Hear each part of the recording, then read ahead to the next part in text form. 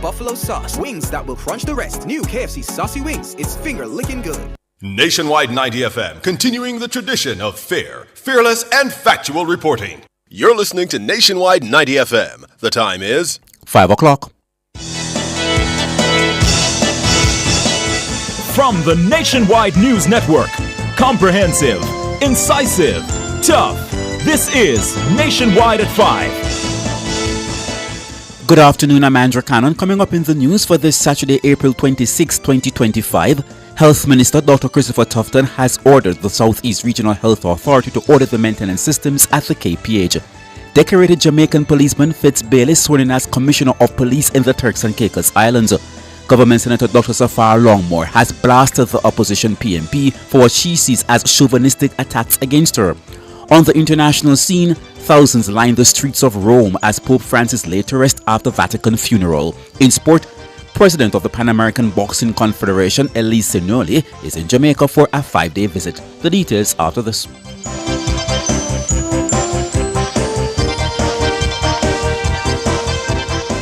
If it's news, it's got to be Nationwide 90 FM.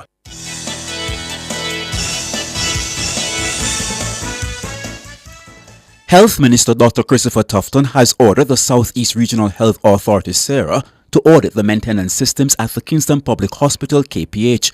He made the disclosure during a tour of the facility on Friday. I want a report from the board through the regional authority working with the local team here. I am not questioning the competence of the people here.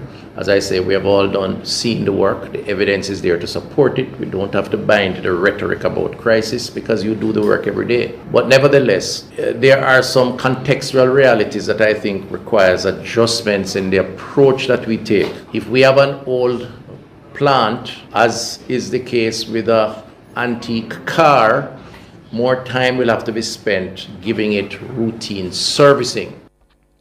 He says that the audit should also extend to the human resources needed for effective maintenance. I am taking immediate steps to look at our biotech engineering capacity, because sometimes we look at hospitals only as doctors and nurses, as important as they are, but the maintenance of the plant is very important. And we're going to have to, and I'm charging the region with that responsibility, examine the competence level of the people who are involved in maintenance. We must be purpose fit or fit for purpose, and where we need additional technical competencies, even if we have to import them, and I make no apologies for it because lives depend on it, we're going to import them and place them in the plant. Where persons have responsibilities, they must live true to their responsibilities and carry out their job. Dr. Christopher Tufton, Minister of Health. Jamaica's Fitz Bailey has officially been sworn in as Commissioner of Police in the Turks and Caicos Islands. He was sworn into the high-ranking office during a ceremony on Friday morning. His appointment is for a term of 3 years. Speaking at his swearing-in ceremony, Commissioner Bailey says regaining the people's trust will be a top priority as the new head of the force.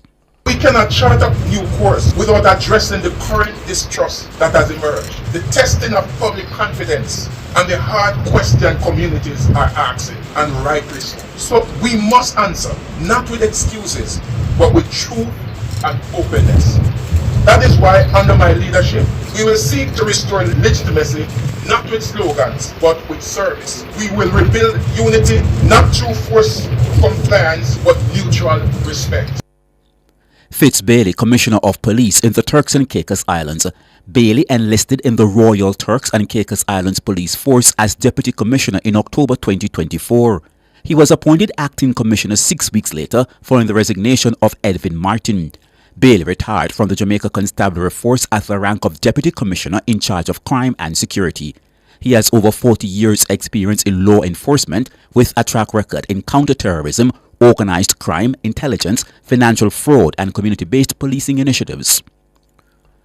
A teen is among 3 individuals facing lottery scamming charges.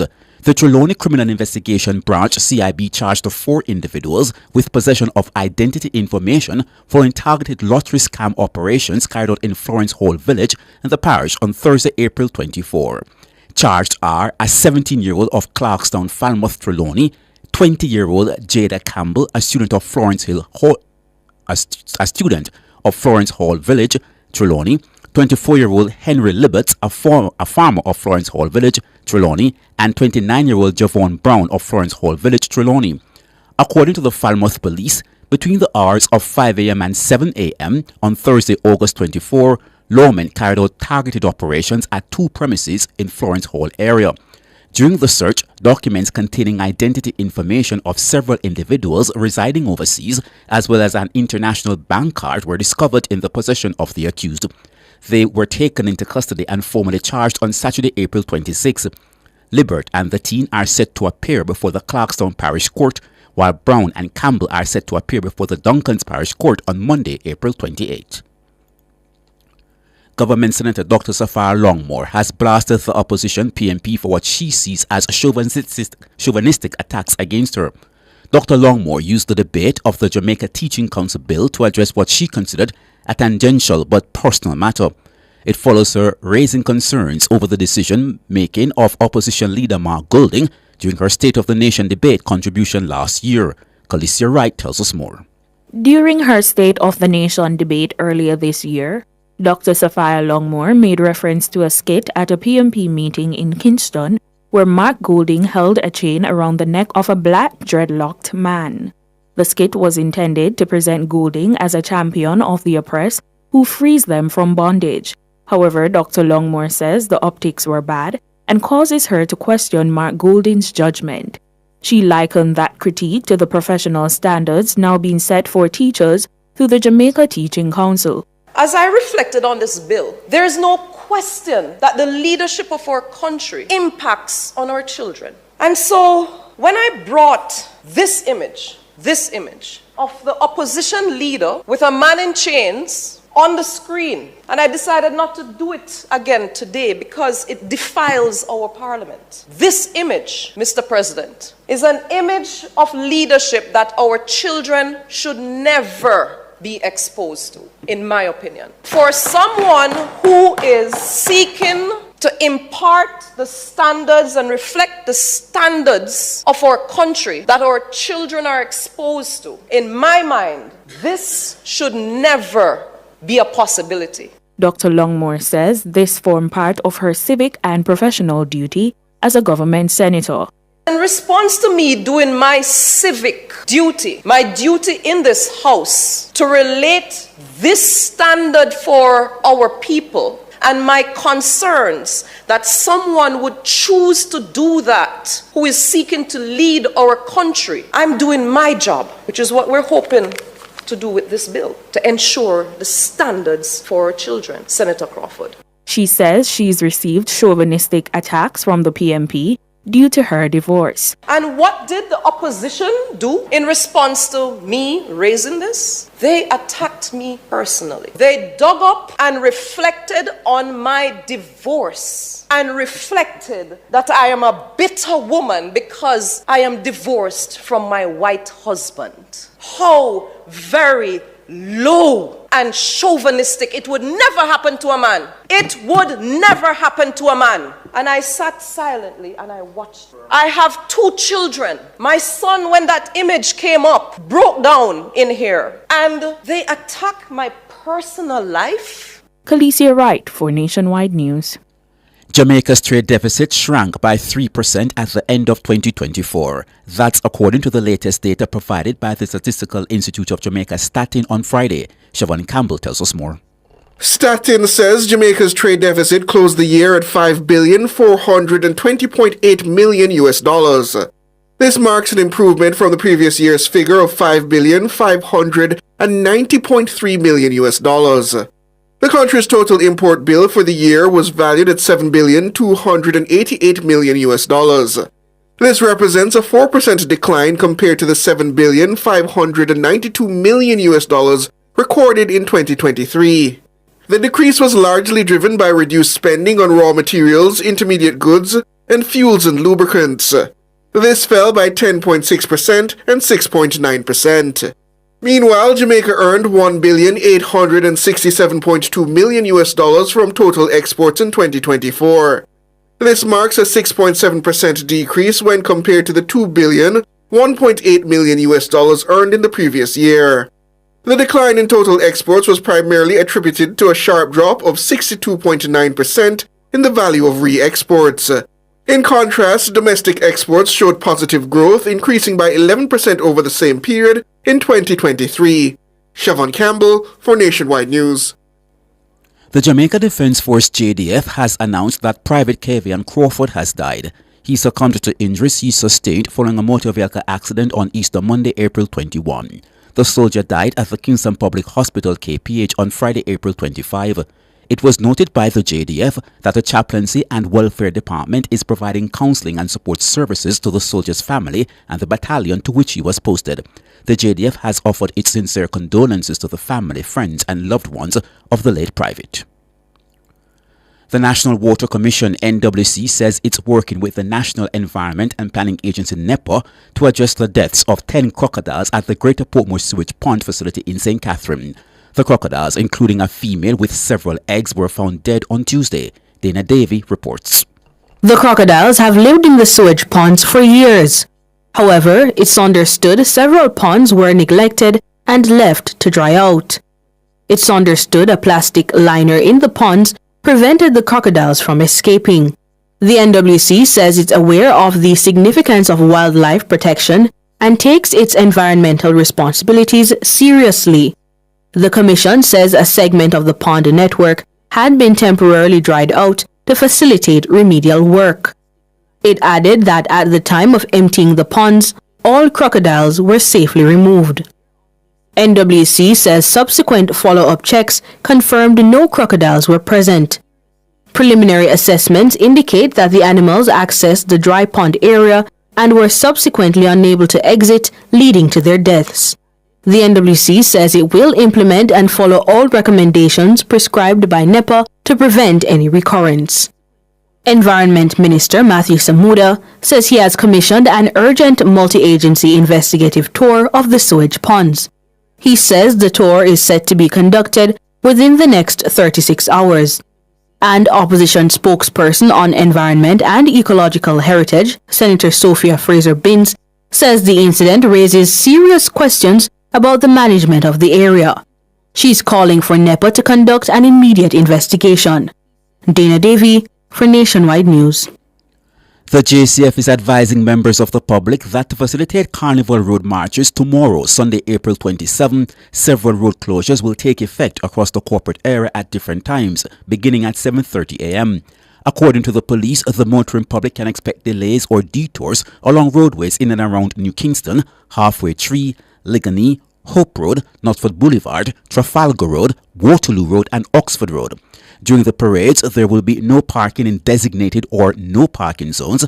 The JCF is also warning that illegally parked vehicles will be impounded at the owner's expense. No vending stores or handcart vendors will be allowed along the parade routes. Firecrackers or explosive devices are prohibited. Motor or pedal cyclists, including quad bikes, are not allowed to participate in the parades. All-terrain vehicles or ATVs are not allowed to participate in the parades. On the international scene, thousands lined the streets of Rome as Pope Francis was laid to rest after the Vatican funeral. The BBC looks back at the momentous occasion. Lots of world leaders, lots of members of royal families, lots of dignitaries heading here and already here in town for this funeral event, but also Catholics from all over the world. Per dare un saluto a un pontefice che ha fatto tanto per tutti noi e grazie. Of course, this is a city that knows how to say goodbye to leaders, to emperors, to popes. It does it well, but there are elements still that will be new today. We're now seeing the coffin being borne out slowly out of the Basilica of St. Peter's. Pope Francis wanted his coffin not raised, but on a level with the people. Despite his frailty and suffering towards the end, Pope Francis chose to follow this path of self-giving until the last day of his earthly life.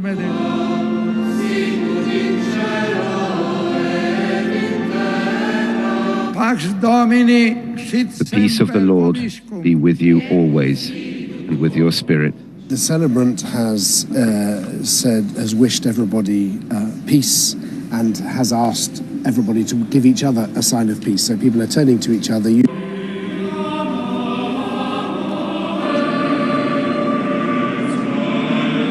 He passed through St. Peter's Basilica one final time, starting the journey across Rome to his final resting place at the Church of Santa Maria Maggiore.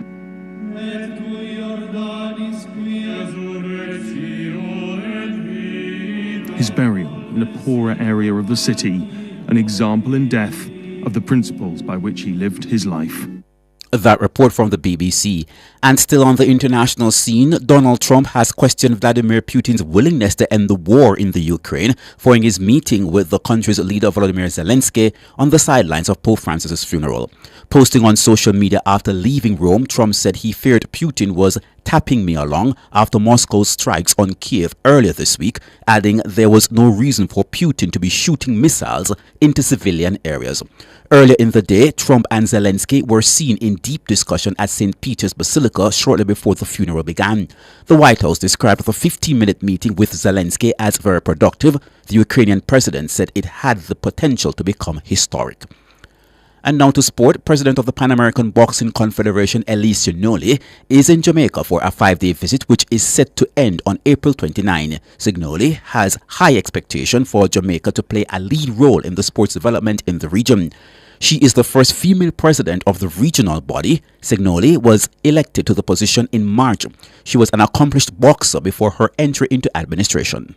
A lot of work, but again, with so much passion and working with a great board, a lot of great colleagues across the Confederation and across the world, that it just feels like sky is the limit. Actually, the development of the sport of boxing. So first, we have to build a strong confederation, and the ambition of myself and the entire board is really to be the best in class confederation. Pan America to rise and shine, over the entire world. That's the first part. And also the development of the sport, because for the past few years, with everything that has been going on across boxing, across the world, the sport has been neglected. And one of the priority is really to tackle the grassroots level at the same time as the Olympic podium. Elise Signoli. And now for a recap of the top stories making the news at this hour. Health Minister Dr. Christopher Tufton has ordered the Southeast Regional Health Authority to audit the maintenance systems at the KPH. Decorated Jamaican policeman Fitz Bailey sworn in as Commissioner of Police in the Turks and Caicos Islands. Government Senator Dr. Sapphire Longmore has blasted the opposition PNP for what she sees as chauvinistic attacks against her. You can find the news on our website at nationwideradiojm.com and on the Nationwide app available on Google Play and the App Store. News is next at 5 tomorrow afternoon, but stay tuned because coming up next we have Sports Nation Live with Wayne Walker and Eric Swaby.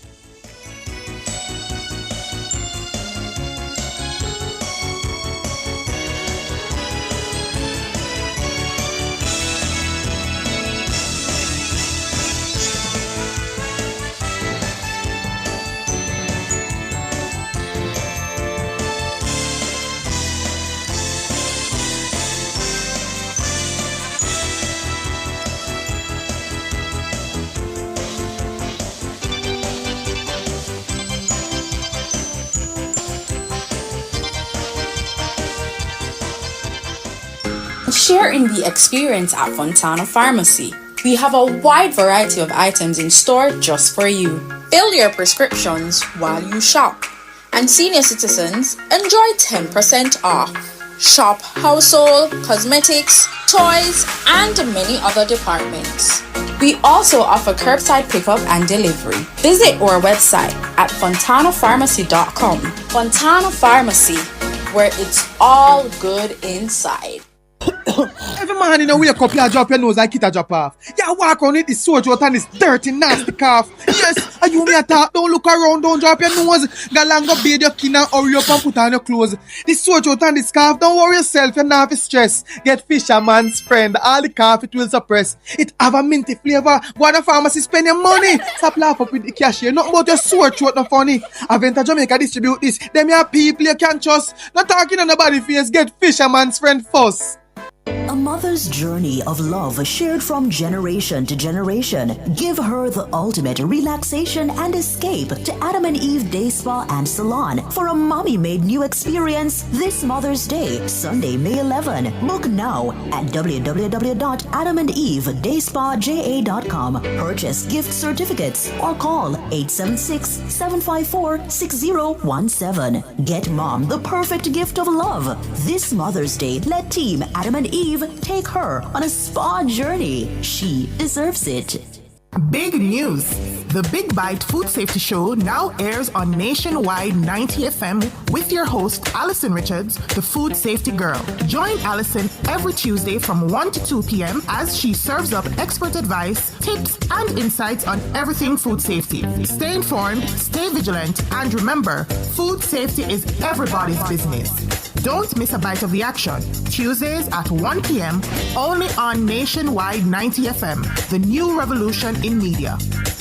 Join us on the next episode for Street Food Chronicles. Are you being jerked over? Tune in to Nationwide 90 FM, the new revolution in media. Stay ahead of the curve with our cutting-edge reporting and accurate breaking news coverage. We're having an earthquake. Oh, God. Hear it here first on Nationwide 90 FM. Tune in, turn up the volume, and listen. We bring a mix of news, entertainment, and sports to your lives. Nationwide 90 FM's live and continuous coverage of the World Championships in Budapest, Hungary. News and discussions week mornings. Coming up in the news at 6 for this morning. Entertainment in the afternoons, then news again in the evenings. Nationwide news at this hour, fired.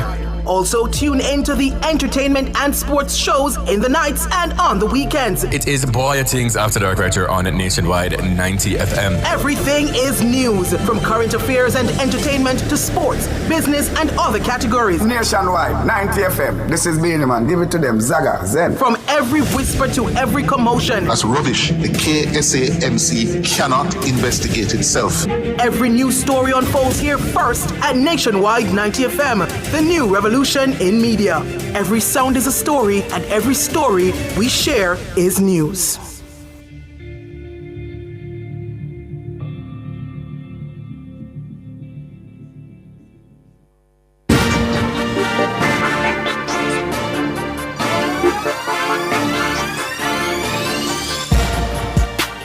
Good afternoon, good afternoon, good afternoon. It's Saturday, April 26th. In the year of our Lord 2025, if you bowl it, we'll hit it for 6. If you pass it, we'll score it.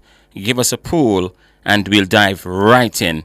And as fast as the start has gone far, we're right there at the finish line. My name is Wayne Walker. This is Sports Nation Live on Nationwide 90 FM, nationwideradiojm.com, and Flow Channel 916. You can also tune in to our program live on our YouTube channel, Nationwide 90 FM. And remember to like, subscribe, and to share our content. We've got a good one for you this afternoon, going deep into the evening. Lots to talk about. So many sporting events taking place all over the globe all week long, but especially today. There was track and field Diamond League opening event of the campaign in Guangzhou, China this morning. We've got to talk a little about that. The pen relays came to an end in Philadelphia. There's also football, because South Major League quarterfinals going up and down the country. There's cricket. There's basketball playoff. So much things. Boxing and all of that. It's a real packed program we've got for you, and we're going to get into it and try to make sure that you have a good afternoon into the evening here on Sports Nation Live. I'm flowing solo this week. Alec is jumping in the carnival tomorrow, so he's going to pick up his costume, and you probably might run into him tomorrow on the road. You never, ever, ever, ever know. Or if he makes it back here on Monday, he'll probably be able to tell you about it. But from that, I'm going to be flying solo today. Kevin Williams is with me. KC Fortis Forever, man. KC with that 4x4 performance in Philadelphia last night. It was just stunning to watch. And people still talking about Quincy Wilson's sub-44 leg. He did 43.99. It's a 16-year-old boy who ran on the U.S. winning mile relay team in Paris last year. Had the pleasure of sitting in the Stade de France to watch that outstanding youngster. Don't know why he went back to high school. This is why he won an Olympic gold medal and he's gone back to high school. Not sure why he did that, but he's back in high school in Maryland, and his bully team was beaten for the second year in a row by Kingston College. Marcinho Rose anchoring that KC team to a brilliant brilliant time, the second fastest time in history at the Penn Relays. And today, the ladies did something special. We're going to be talking about that as well. But before going into all of that, let's go with the first athletics lesson from 1 Corinthians 9, verse 24. 1 Corinthians 9, verse 24. Do you not know that in a race all the runners run, but only one gets the prize? Run in such a way as to get the prize. Did you notice when reading this verse that it doesn't say you must win or you will win? It is actually telling us that the kind of effort and dedication victory requires. Competing with integrity is the key here. Anyone can cheat and win, but what does that do us morally? It's not about winning at all costs or abandoning your values to do anything it takes to win. This is telling us we need to perform at our absolute best and have the self-discipline to compete in a focused, well-practiced, and strategic manner. If we do that, we will perform in such a way that will be nearly impossible to beat. Will we get beat sometimes? Absolutely. However, in performing with honor, we can feel victorious even in a loss. So there you've got it, the first athletics lesson from 1 Corinthians 9, verse 24. Now, in our feature, you just had to be there. We're going to relive a very, very, very special moment from the London 2012 Olympic Games. Of course, many people to this very day believe it is the greatest lineup ever in a 100 meters at the Olympic Games. We're not going to be looking at the 100 meters semi-final, though. We're going to look at the semi-finals where Usain and Johan and Justin won their respective semi-final as they set up the big showdown later that same night. It was a cold night. Again, had the pleasure of sitting in the London Stadium. Seems as if I'm at all these big events. So I had this pleasure of, it was a very cold night. Never, ever forget it. The Sunday night when the 8, Titans walked out into that piece of real estate in the London Stadium. It was just something else. But 3 hours earlier, or maybe 2.5 hours before that big final, Usain and Johan and Justin, they came out and they really struck their stuff in the semi-finals. So we're going to go back to look at those, or listen to those 3 semi-finals at the London 2012 Olympic Games. The first heat of the semi-final round of the men's 100 meters. On your march.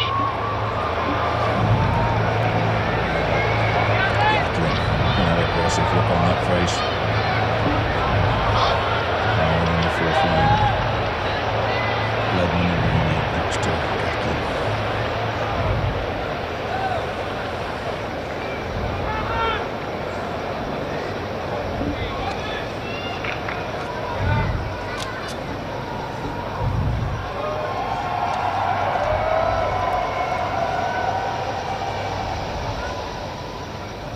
Set. So did Gatlin. Powell and Gatlin, these two ahead from the rest of the field, and it's Powell and Gatlin's coming through to take this. Powell is in third place behind Martina, and only the first two go through by right. Powell got fourth at the end, and look at the time, 9.82 plus 0.7 meters per second. And I tell you what, when the evidence comes through, I think that Martina got the qualification. He just took Asafa Powell on the line. And he's going to have to wait, but I'll tell you what, at that sort of speed, I would think that the fastest loser, look at that, he says, thank you very much. And that was a very good start indeed. So they settle into their blocks for the second semi-final. Adams, Sue, Bolt, Chambers, Daniel Bailey, Ryan Bailey, Thompson and Perry. Bolt in lane 3.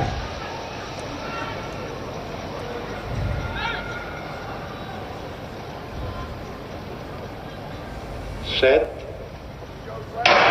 Well, he's away pretty well. The Falls Chinese is ahead of him. But here comes Usain Bolt getting into running. Chambers is running very well. But Bolt just looks round, casually strides across the line. He's taken this race. Bailey is okay. He's in second place. And it's 9.87 for Usain Bolt.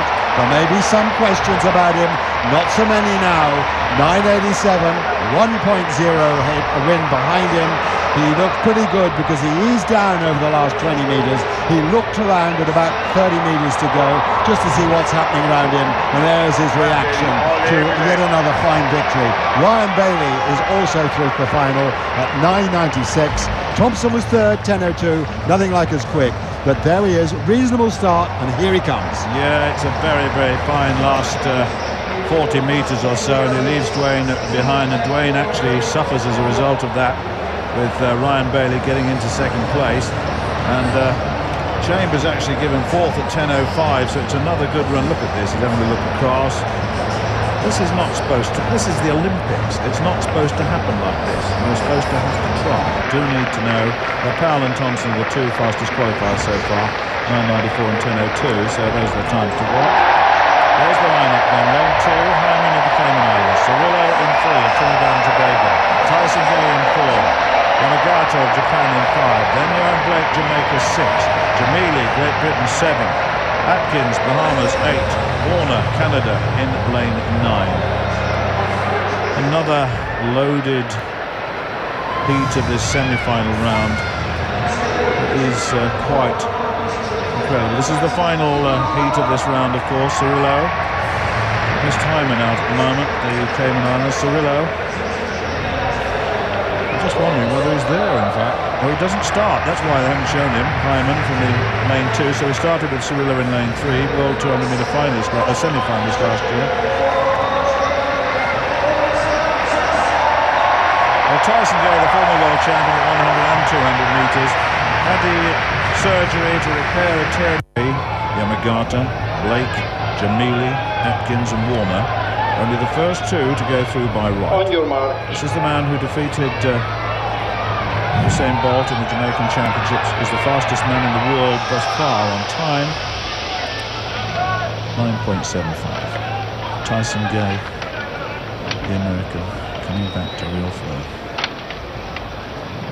The rivalry between the USA and Jamaica continues.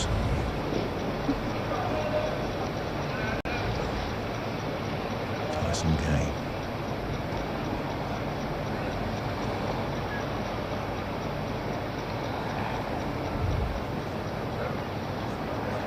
Set.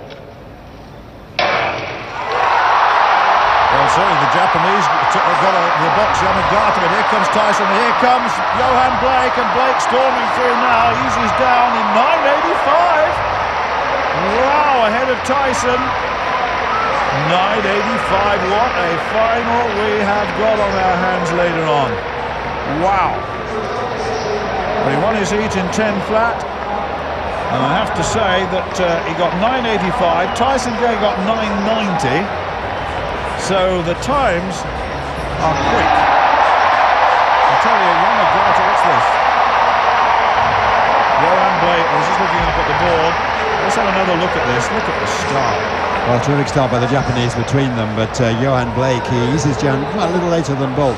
But three semis all being run under 9.90. This is sensational, unprecedented sprinting. And the young Adam Jamili, the world junior champion, took third place there and ran 10.06. Well, he isn't going to make the final, but he's one to watch for the future, no question about that, as he gets bigger and stronger. But what a race this is going to be in the final. Both easing down a little bit there, and they're both well clear of the field. Never before, I think, have we had three semi-finals won under 9.90. Blake running 9.85. Before then, Bolt ran 9.87. Before then, Justin Gatlin ran 9.82. Just looking back, incidentally, on Beijing, Bolt similarly easing down, won his semi in 9.85 then, so very similar to what he'd done in Beijing. Here, look again. Typically low down, up they come. Here's Blake.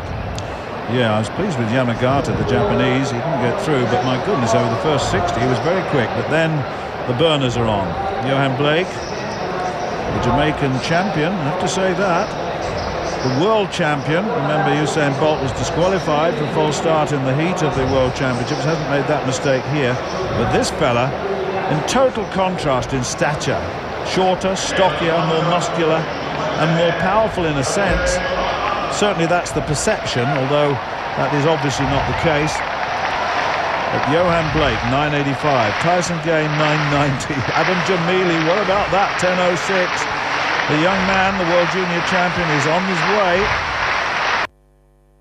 So there you have it, the feature there. You just had to be there. And we're looking back at the three semi-finals in the men's 100 meters at the London 2012 Olympic Games. As I mentioned, that Olympic Games in particular, the 100 meters, gathered record-breaking eyes from around the world, more particularly because Johan had defeated Usain twice at the National Stadium at the trials only a month or two earlier, and Usain flew out of the country the very next day, locked himself away in Birmingham in England, and Johan went to his training base somewhere in England as well, and they were training at separate training grounds despite they were training partners at racers. It was really a tense atmosphere the day when they came out. As I told you, I was in London for the Olympic Games, and in fact I was in Beijing with them in 2008, so I followed them over into London, so it's almost like a part of the team, and I could visit one room and then the next day you hear Usain saying something, then Johan saying something, and they come out in the media.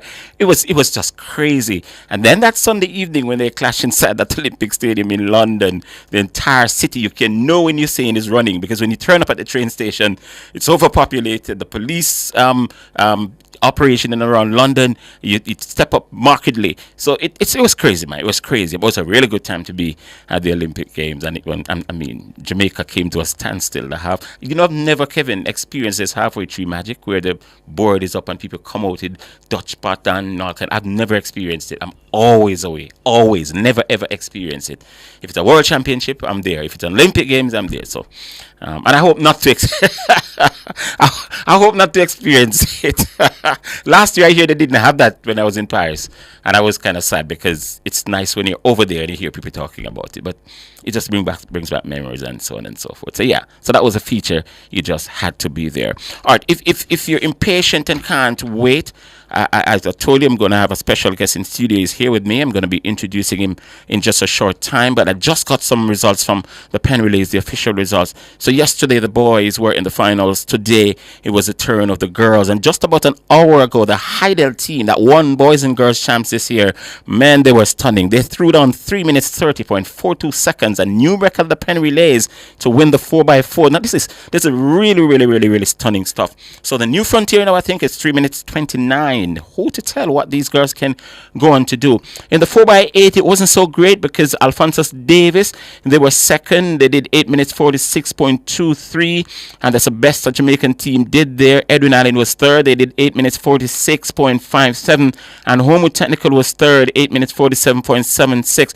For the second year in a row, IMG Academy out of Florida, they won the race in 8 minutes 40.51. And listen this, the time that they did today was the third fastest in history at the championship. You know who had the two fastest?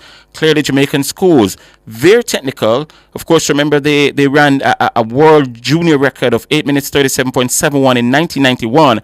And then in 2011, Edwin Allen ran the second fastest time ever, 8 minutes 39.22. And today, IMG from Florida did 8 minutes 40.51. And in the 4x100 meters, it was an upset because Edwin Allen were not the favorites. It was Heidel who were the favorites, but Edwin Allen, they turned the tables and ran the third fastest time in history at the relays. They won in 44.23 seconds just a short time ago.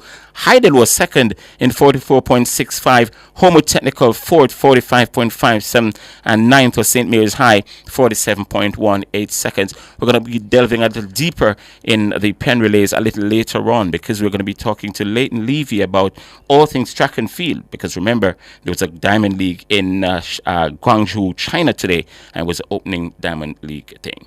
Now, so my guest is here, and we're going to be having a chat about Anybet. You know, of course, Anybet, it many things they do, and they're celebrating their anniversary, and it's important for, Anybet to connect directly with their fans and, of course, the racing community, and they're celebrating an anniversary, and, what better way to do it than to, have a massive day at Caymanas Park tomorrow.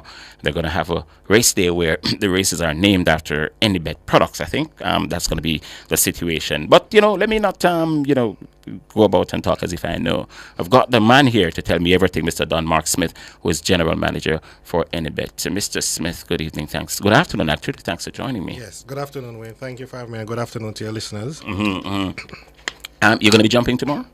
If I'll be jumping tomorrow? Yes. No, I won't be You'll jump at Caymanas Park? Yes, I'll be jumping at Caymanas Park tomorrow.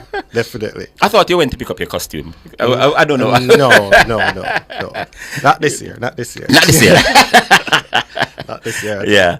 All right, Don, you've got a big day tomorrow at Caymanas Park. Tell us about it and what brought about it. Good. Well, we've always had a good relationship with Caymanas Park, even prior to Post to Post becoming a part of the Supreme Ventures group.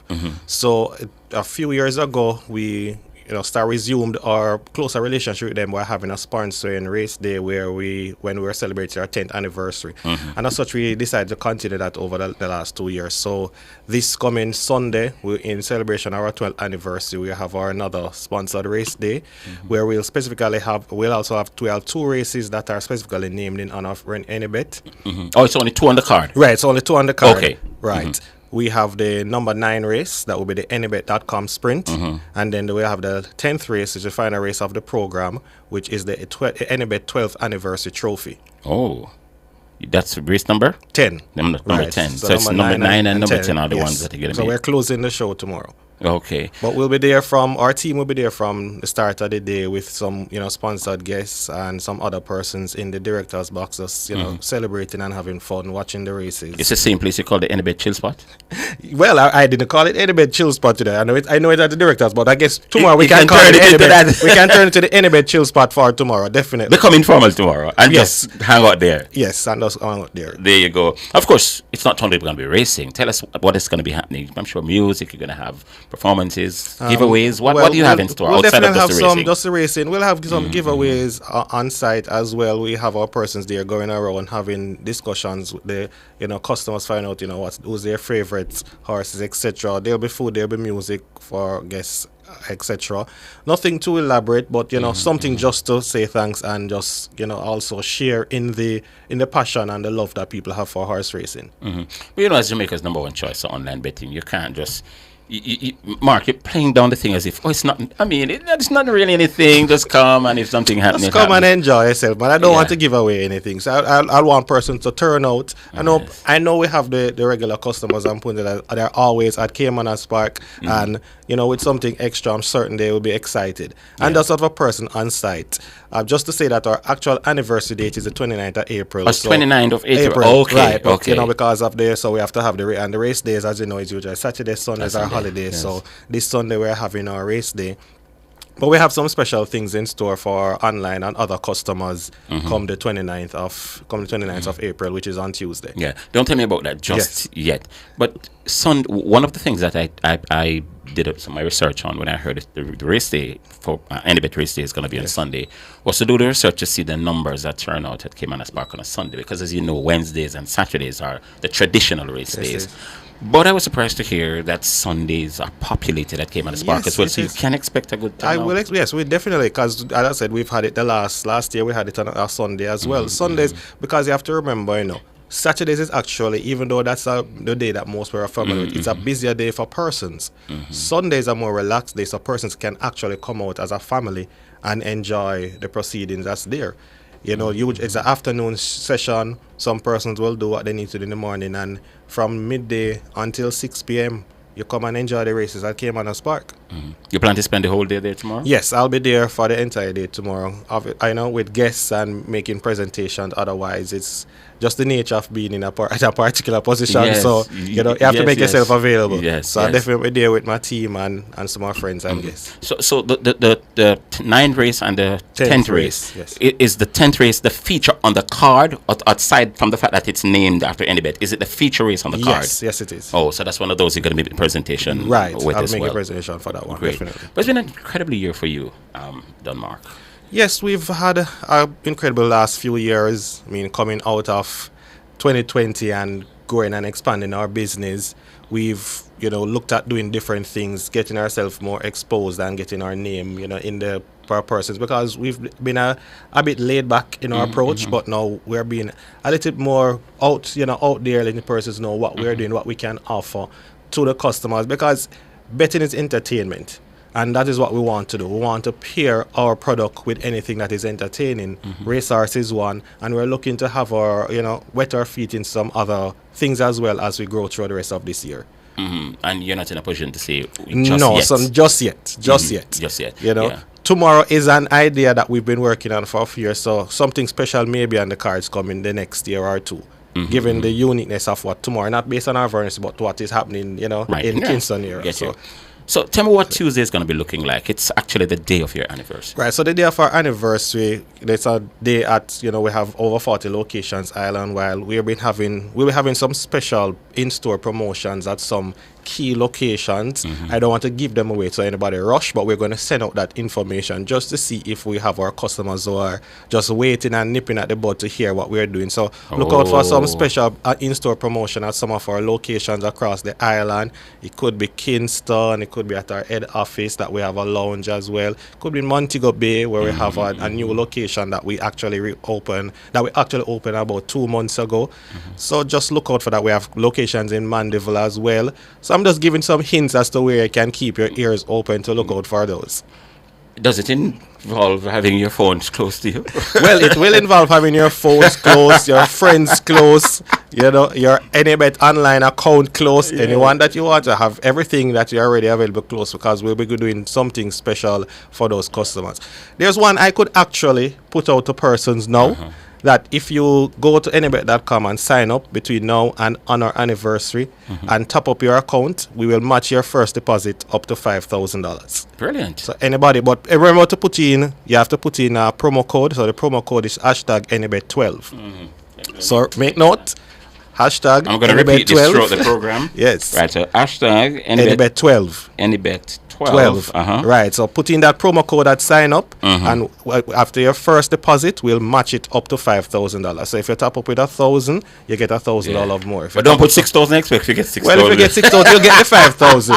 But you'll get 5,000. Well, yes, so it's still something. All right, cool. But just as an but the ceiling is 5,000. The ceiling is 5,000. Right. Just as a thank you to our customers, and then we'll have something for our regular customers as well, because we're all about giving back and giving thanks to the customers, because they're the one that keep us here. Right. Obviously with our staff as well, but definitely giving back to the customers. So we have some special promotion and bonus for our online customers outside of the plethora of bonuses that we currently now have online.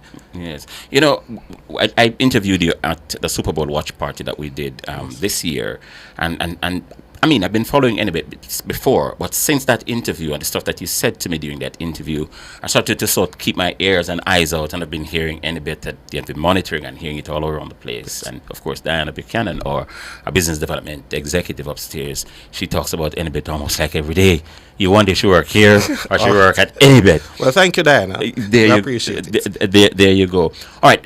One of the things you said to me on that night is that, well, you didn't actually say it, but in the interview, I picked it up, that you're also steep into community projects as well.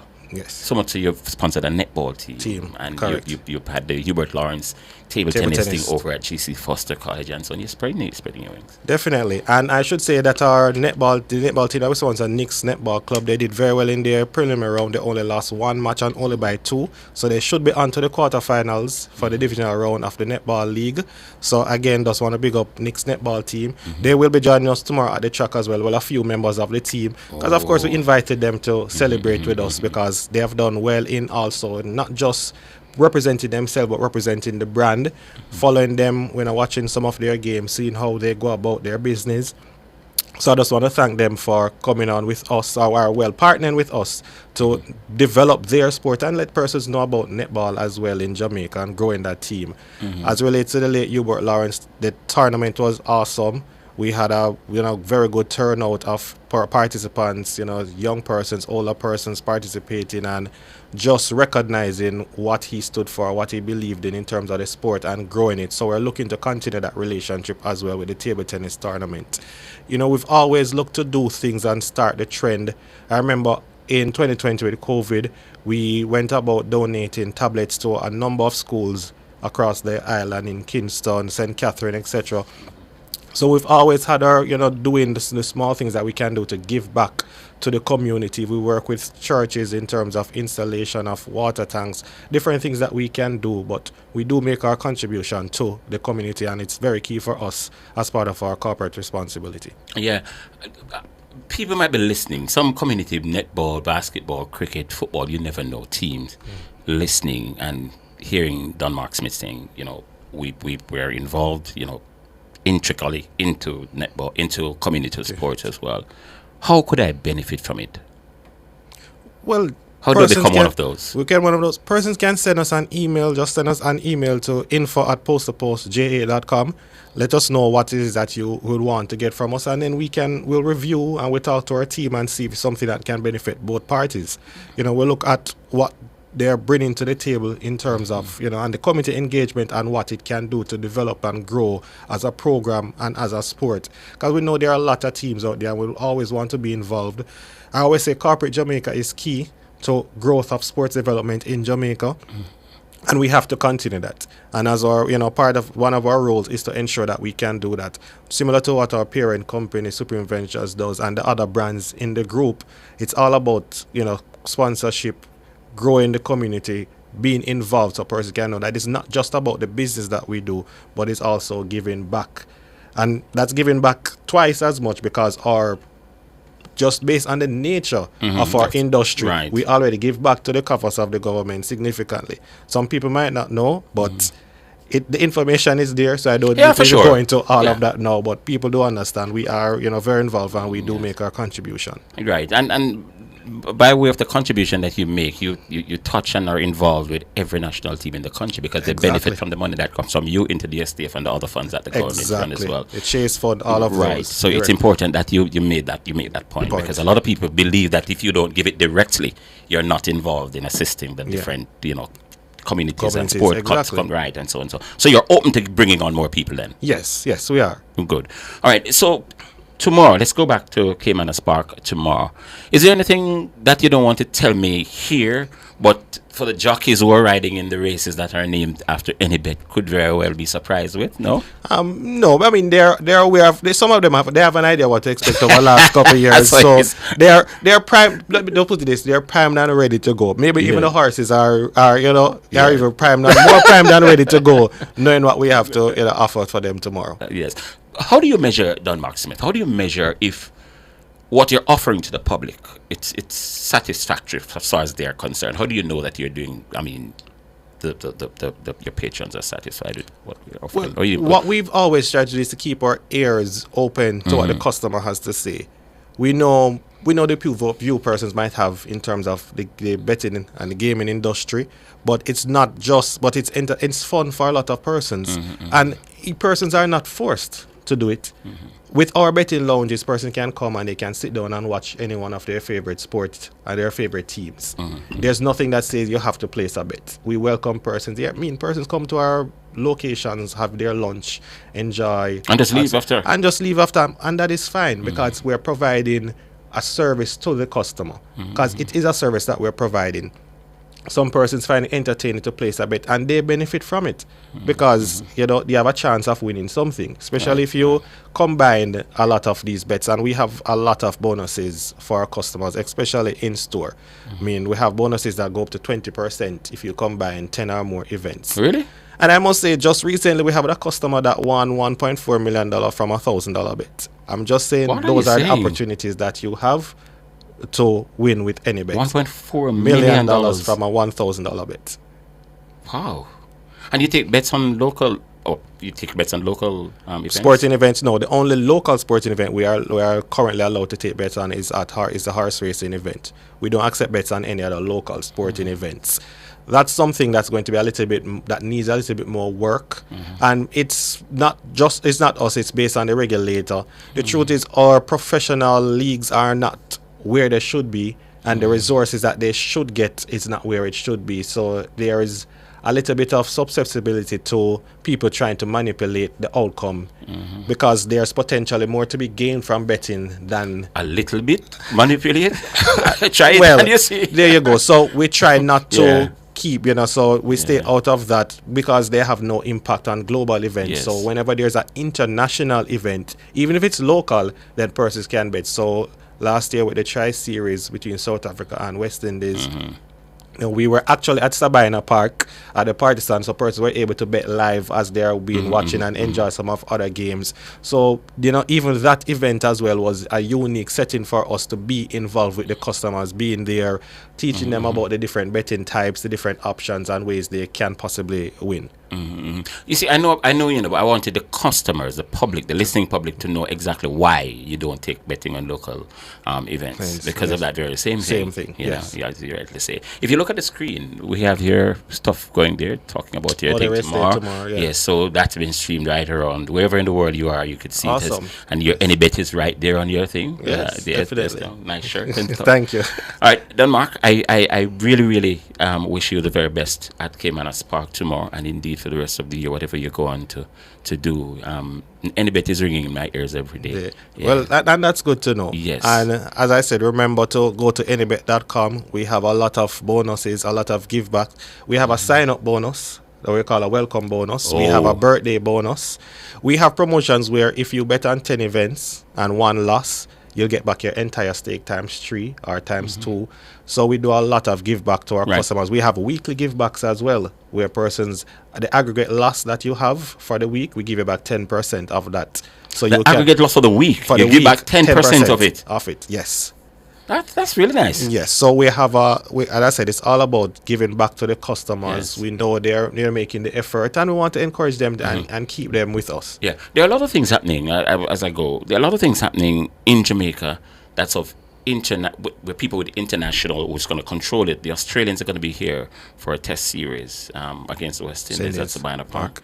I'm sure you're going to be interested in that. Definitely. So if anybody is listening, just remember, if they're going to have any partisan or era, we are very open to have that opportunity. They're going to have it, I can tell you. In fact, they're going to be night games too, because the lights are going to go in. Well, somebody just need to give me a call and let us set that up, because I would love to be involved in that. I'll talk to the JCA president and let him talk with you, because the lights are now being installed. The Australians are going to be playing the night. I think it's a pink ball they're using for the test match. So they're going to be there for 5 nights.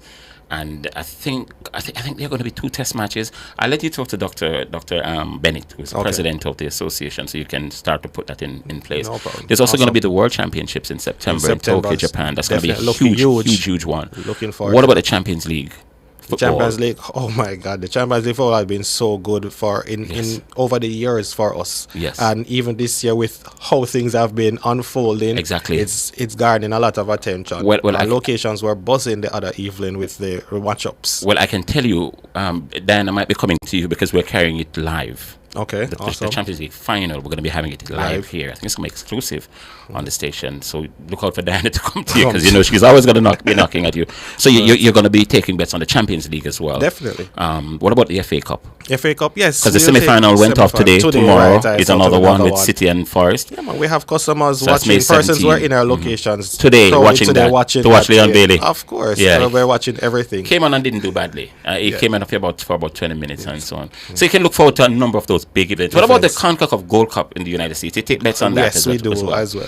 There's no international event. I mean, we're not called any bet for any reason. No pun intended, for any reason. But we do try our best to. And also, I should mention that we are actually doing Jockey Championship betting, which we started just this month. So persons can bet on who's going to be the Jockey champion. Yeah, man, don't worry about it, man. Yes. For the quarter and for the year. Yes. And we're the only one offering that right now. I can offer that. So we always try to do something unique and different. We have our second chance bet in Henny Horse for persons tomorrow. If you select the horse that's going to finish second in the race, we pay you twice the amount that he would play for placing regularly. But you have to buy it as a second chance bet. No one else has that bet as well. But you're keeping secrets, man. You're waiting to do finishing. You put that. You're here for a reason. You're to push this stuff out. I have to touch. As you can see, we have a lot to offer. Yes. So persons can go to anybet.com, look at all the games, all the features, find any one of our locations island-wide, sign up online, and remember that special sign-up promo code. Your promo code, I have it here. Let me just, while you're here, let me just make sure that I have it. So it's hashtag AnyBet 12. Right. 1-2. AnyBet. 1-2. Yeah. AnyBet, right. Cool. All right, Don Mark, we wish you the best tomorrow at Caymanas Park. I'm not jumping tomorrow, so I might jump over there. You might jump over. Yes, certainly. Just let me know. I'll probably pass through tomorrow to see what happens. I'm sorry it's not on a Saturday because I'm sure I'll be over there doing the live thing as well. Yes. But it's great to see you, brother. And, yes, thank you for having all me. the best. What's your English Premier League team? My English Premier League is Manchester United. I'm not afraid to talk. Can you cut this interview now? No, I'm not afraid to say. I must say whenever I'm going 14. It happens. You're flirting with relegation, you know? It happens. No, it doesn't. Happens. Yes, it does. 14. Yes, it does. Everybody goes through. This is just our moment to go through it. So it's a cyclical nature of humanizes, yes, and it humanizes the team. Thank you. That's my story, and I'm sticking with it. It humanizes the team. Kevin, please ease him up. He's my guest. He's my guest. It humanizes the team. Yeah, man, but you're not doing badly at all in the Europa because you're in the semi-finals as well. So you still have a chance of getting into the Champions League and winning a trophy before the end of the season. But you're right. It's a cyclical nature of sport. One moment you're up, the next year down. But it's sports. That's how it is. I mean, when our major rivals have been out in the wilderness for quite some while. That Liverpool? I don't call the name, But and that's it. We'll get back there. Yeah, man. I'm sure. Before my lifetime, I definitely know. Of course. So does Alex Sergio. So sit painfully in the stands every game. I'm so sorry for him. Yeah, God have mercy. How the mighty has fallen. All right, Don Mark Smith was my very special guest. He's general manager at Anybet. And if you're at Caymanas Park tomorrow, you can pass by the Directors Lounge or Box at Caymanas tomorrow. Or they call it the chill spot for tomorrow. The Anybet chill spot. Go there and chill out and have a good day at the races. 9 and 10, the races that are named after Anybet. And of course, the 10th race is a feature race tomorrow. It should be a very good day because Anybet has been having an incredible year so far, and long may it continue. Don Mark, thanks a lot for coming by. Thank you again for coming, and have a good evening. Not a problem, man. Thanks so much. We're gonna go for a break. You're listening to Sports Nation Live.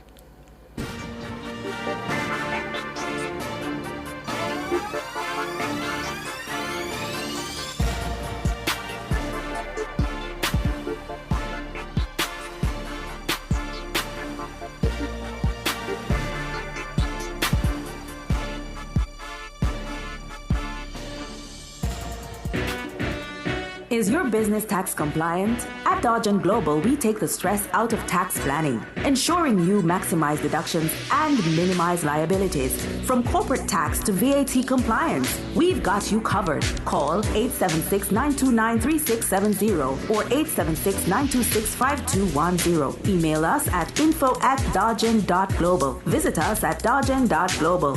Dodge & Global, your tax experts. New KFC saucy wings. Attention all wings lovers. KFC saucy wings with 2 new flavors. Mango habanero and buffalo. Spicy. KFC we have saucy wings. Delicious. Spicy the best. So a new KFC saucy wings crush the rest. Nobody does wings like KFC. New saucy wings is for me. New KFC saucy wings. Delicious, hot, and spicy wings tossed in savory mango habanero or buffalo sauce. Wings that will crunch the rest. New KFC saucy wings. It's finger licking good.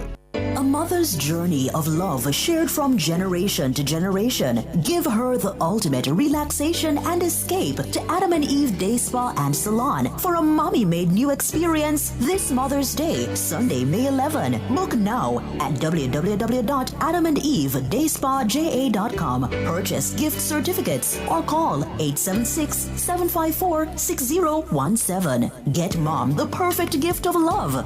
This Mother's Day, let Team Adam and Eve take her on a spa journey. She deserves it. Big news! The Big Bite Food Safety Show now airs on Nationwide 90 FM with your host, Alison Richards, the Food Safety Girl. Join Alison every Tuesday from 1 to 2 p.m. as she serves up expert advice, tips, and insights on everything food safety. Stay informed, stay vigilant, and remember, food safety is everybody's business. Don't miss a bite of the action. Tuesdays at 1 p.m. only on Nationwide 90 FM, the new revolution in media. Join us on the next episode for Street Food Chronicles. Are you being jerked over? Tune in to Nationwide 90 FM, the new revolution in media. Stay ahead of the curve with our cutting-edge reporting and accurate breaking news coverage. We're having an earthquake. Oh, God. Hear it here first on Nationwide 90 FM. Tune in, turn up the volume, and listen. We bring a mix of news, entertainment, and sports to your lives. Nationwide 90 FM's live and continuous coverage of the World Championships in Budapest, Hungary. News and discussions week mornings. Coming up in the news at 6 for this morning. Entertainment in the afternoons, then news again in the evenings. Nationwide news at this hour. Fired.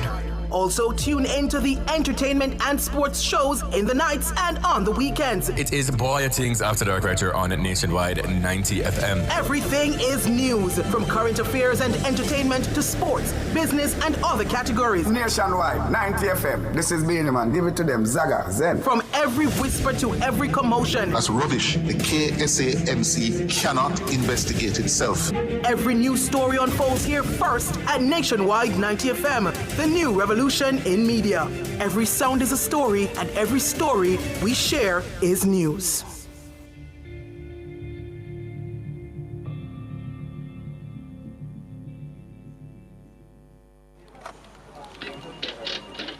But is this real?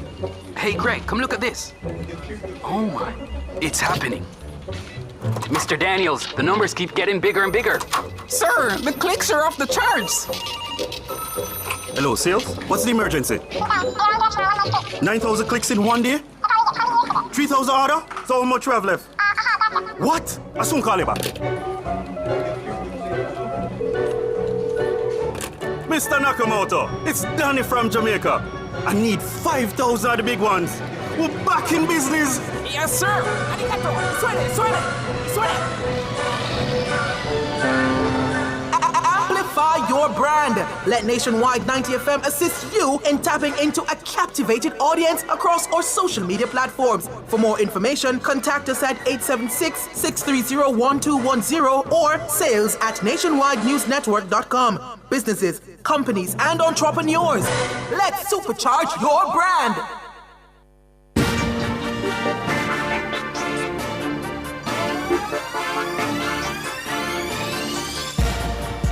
Welcome back to Sports Nation Live right here on Nationwide 90 FM. I'm Wayne Walker. And before we go into our next feature, let me just tell you, Mr. Don Mark Smith, the general manager for Anybet, who was my special guest a short time ago, he has left a gift package here for one of our lucky listeners. It's a real nice package that he's left here, and it's very useful, especially if you're going to jump tomorrow. The stuff in this package will help you greatly if you're going to the carnival tomorrow. But if you're going to Caymanas Park tomorrow to enjoy the Anybet race day, you're going to have some stuff in this bag that will really be beneficial to you and will go a far way in helping you to feel more comfortable over there at Caymanas Park. But you can use it also if you're going to jump. For those on our YouTube channel, I'm going to hold it up so you can have a look at it. Here it is. This is what it is. I'm not going to take out what's in it so you can see it, but this is a nice package that Mr. Don Mark Smith has left with us, and we're going to try some way to give it away later on, all right? All right, so let's go to our next feature here on Sports Nation Live, yeah? President of the Pan American Boxing Confederation, Elise Sinole, hope I pronounced that one correctly, is in Jamaica on an official visit which started on Friday. Her 5-day visit will conclude on April 29. President will have the opportunity to see the quality of Jamaica's boxing on display during the Gloves Over Guns features program tonight at the Stanley Couch Gym during its end-of-month show, which will feature boxers from the Cayman Islands and the United Kingdom. And I'm joined on the line by President of the Jamaica Boxing Association, that's Stephen Bomber Jones. I know I got that correctly. And of course, the Pan American Boxing Confederation President. No, this is where I'm trying now. Elise Sinole. Good evening, lady and gentlemen. How are you doing, Sir Walker? Evening. Thanks for having us. Not a problem. Miss Elise Sinole, is it correct? Yes, almost Signal, but I will take Signal. You won't kill me for the extra. Okay, Signal. Okay, is it French? Yes, actually, I was born and raised in France. Right, which is the name Signal. It looked French to me, and so I don't know why I put the E, because the last two letters normally in the French they don't pronounce it, so it's Signal. I'm very impressed, Wayne. Actually, congratulations. Not a lot of people get that. Yes, I was in your beautiful country last year for the Olympics, and I was there again in 2000. I was there in 2021 for the 2021 for the World Championships, and so I was in Paris last year and Paris a couple of years before. So I'm sort of familiar with the French people and their names. Thank you. Well, thank you, Wayne, for having us and for having me today. And I would like to extend a thank you to the entire island of Jamaica for such a heartwarming welcome since I arrived yesterday. Very, very well. Tell me about your visit so far. I know you're here on specific business, but what's like so far since you've been here?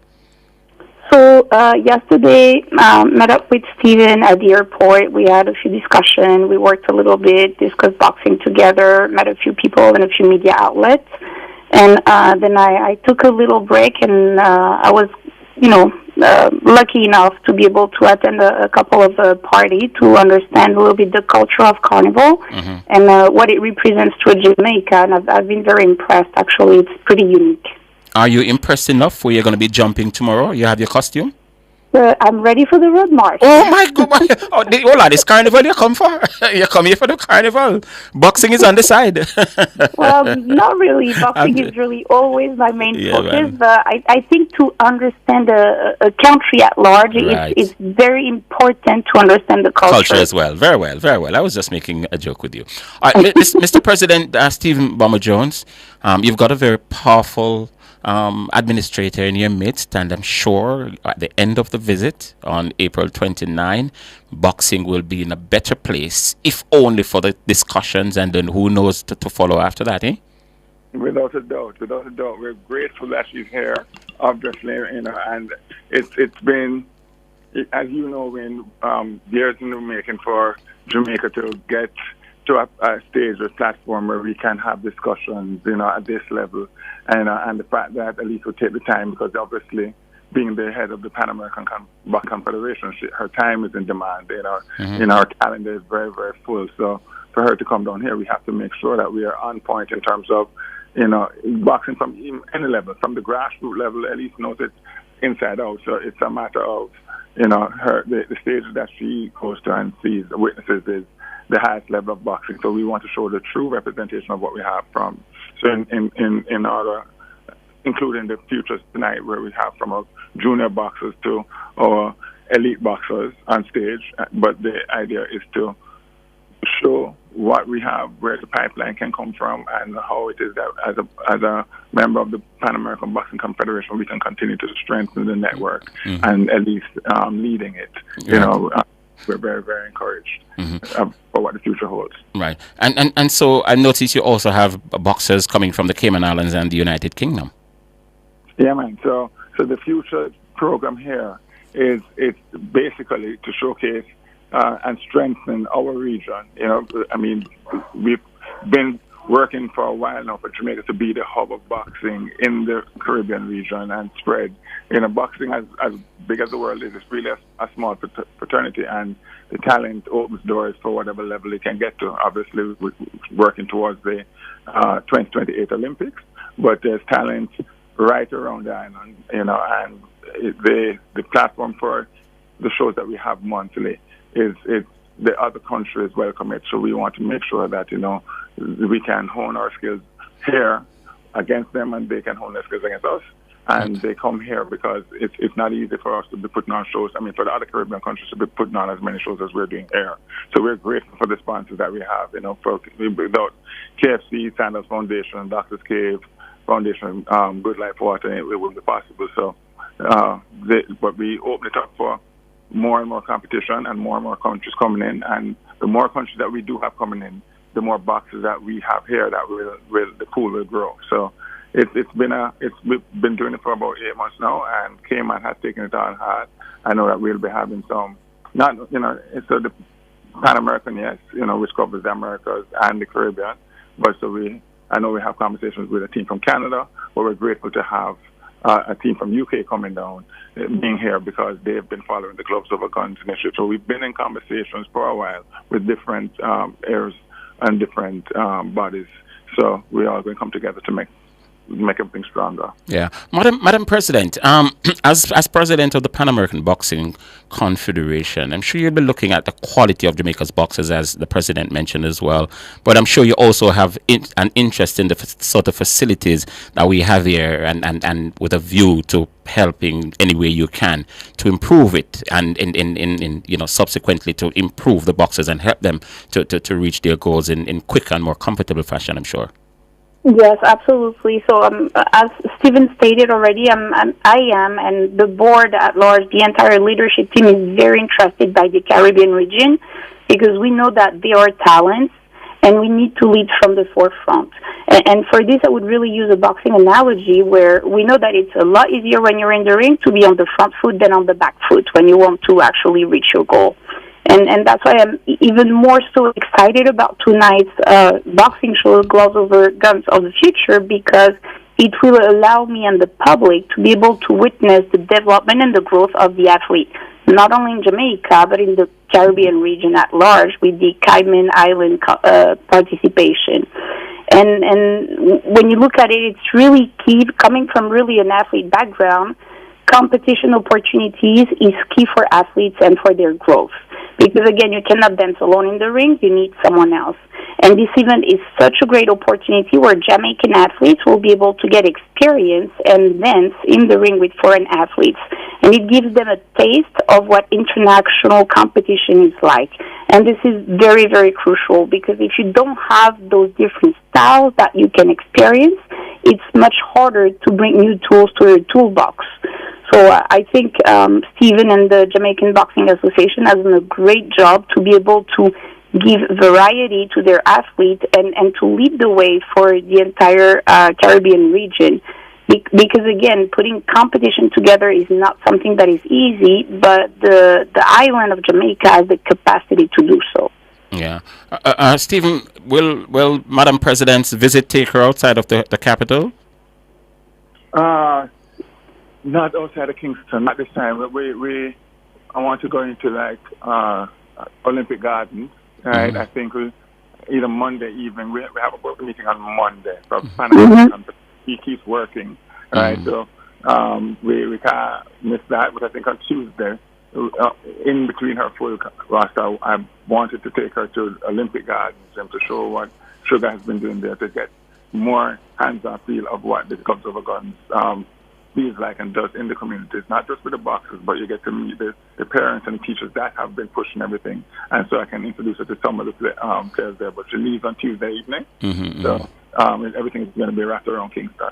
Right. I know the visit is tight. I was just thinking of Montego Bay because it's one of the hotspots as well for boxing. So I was thinking more Montego Bay than anything else. Well, we have somebody from Montego Bay coming in. One of my coaches from Montego Bay coming in tonight to meet with her, definitely, so she can give a synopsis of what's been going on and what's happened to Montego Bay since. This is Jasmine Graham, the coach down there, that's been doing a lot of great things, leading the national gym down there and having, and I keep saying whether or not, Elise likes to not have to mention or highlight that it's a female that's leading our gym, because females lead it as well. But I highlight the fact that we have a female leading our gym in Montego Bay doing a fantastic job. Yes. And we have a female leading the Pan American Confederation, which keeps us on our toes. Right? So. Yes, for sure. Elise, is it tough leading a predominantly male profession, male administration, being a female? Well, so it presents a different complexity, I would say, but it's just the same when you're a female boxer. Before you have to work a little bit harder to earn the respect of people. Just when you start boxing and you're in the gym, and I know all my fellow boxers and female athletes will understand that, you have to demonstrate more.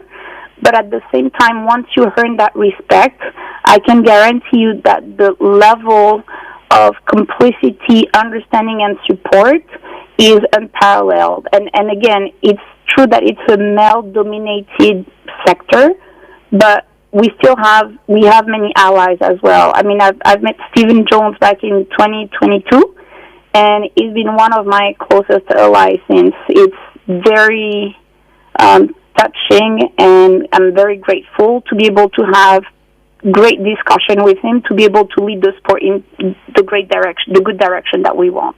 Yeah. What's tonight going to look like, Stephen? How many fights do you have on the card? We have 8 fights, but I want to run smoothly in terms of, so usually we have the last Saturday of the month, we have the event, and usually we have between anywhere from 9 to 12 fights, and sometimes we spread it out because it's not just for the boxing, but Stanley Couch is in Parade Guard, which is one of our hubs for the Gloves Over Guns.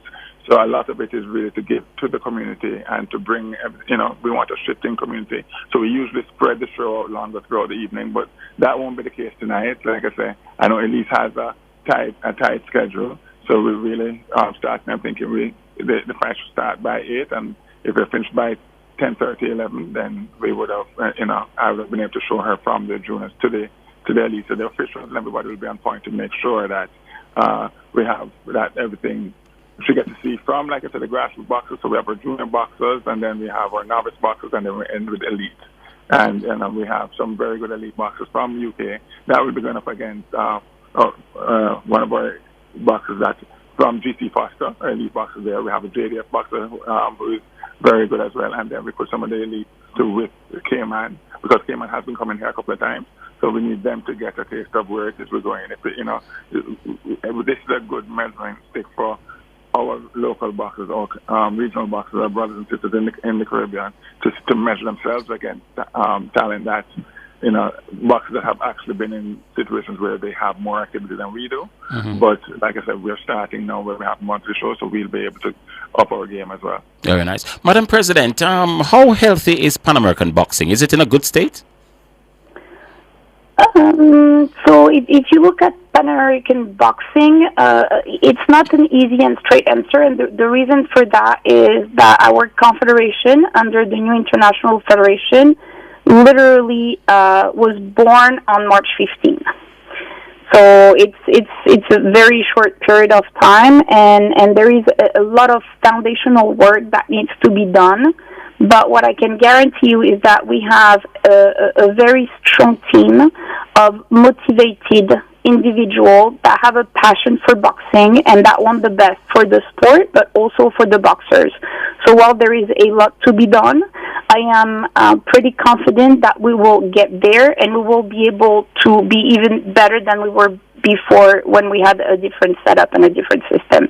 So we have a lot to do, but we have a great potential. Yes, and you've always been in boxing administration, or you're tampered with others as well.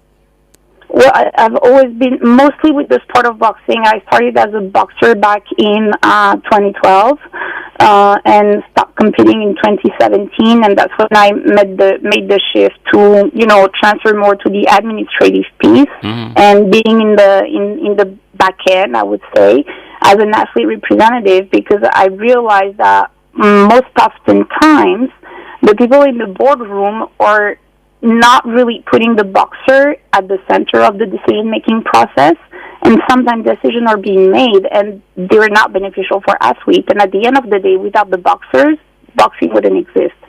So my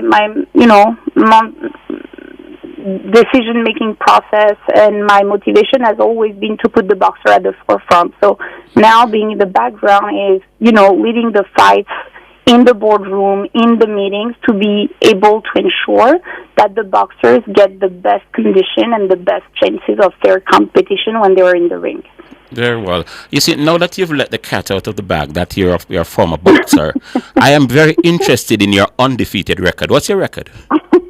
It's not undefeated because I had some lessons along the way. Oh. But I have about, I think, 30 fights, and my first belt was actually National Golden Glove Champion back in 2015. Then I also won National PAL Champion in 2015 as well. I was a USA Boxing Metro, so the region of New York, champion in 2016. And I was ranked number 4 in the U.S. at that time at featherweight. Wow, number 4 in the U.S.? You're almost a world champion then, Almost a world champion, Did you represent France or which country at any Olympic Games or Pan American Championships? I did not, and the funny part is didn't know anything about boxing while I was in France. I was born and raised in France, and I immigrated to the U.S. 24 years ago. Okay. And I actually discovered boxing in the U.S., and it literally changed my life, and I became a U.S. citizen to be able to compete in the national championship. Yes. Well, it sounded as if you had a very decent career, even more than decent career. But of course, administration will benefit from where you left off in professional boxing. You sound like you're on the right track. And with a guy like Stephen Bomber Jones beside you, you can't go wrong, you know. Absolutely. You can't go wrong. Mr. President, thank you so much, sir. Thank you very much, Madam President. I hope you enjoy the rest of your visit. And if I can, I'll pass through this evening at the boxing because I'm normally there, you know, doing reports and so on, because I think it's a good initiative. It is something that we endorse right here, and long may it continue. Thanks so much, lady and gentlemen, and very good evening to you when you get down to the boxing. Thank you very much, Wayne. Yes, all the best to you. Thanks so much. Hope to see you there. Bye-bye. No problem. All right, that's President of the Jamaica Boxing Board, Stephen Bomber Jones, and the President of the Pan American Boxing Confederation, Elise Sinole. And she's, as mentioned, she's French, but she's lived in the United States for over 24 years and now a U.S. citizen as well. Former boxer, and so she should enjoy the servings tonight down at the Stanley Couch Gym. Got to go for a break. When we come back, we'll pick up with some football.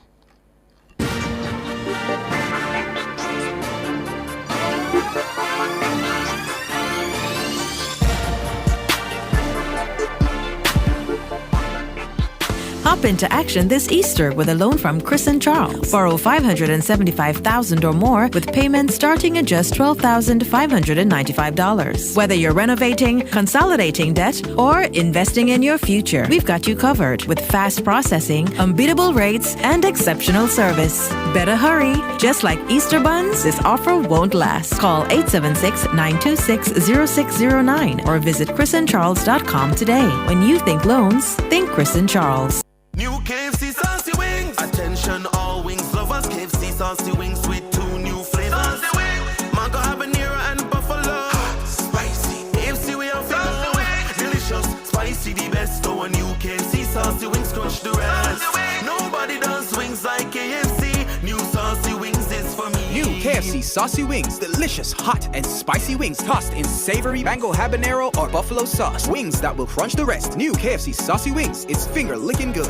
A mother's journey of love shared from generation to generation. Give her the ultimate relaxation and escape to Adam and Eve Day Spa and Salon for a mommy-made new experience this Mother's Day, Sunday, May 11. Book now at www.adamandeve.dayspaja.com. Purchase gift certificates or call 876-754-6017. Get mom the perfect gift of love. This Mother's Day, let Team Adam and Eve take her on a spa journey. She deserves it.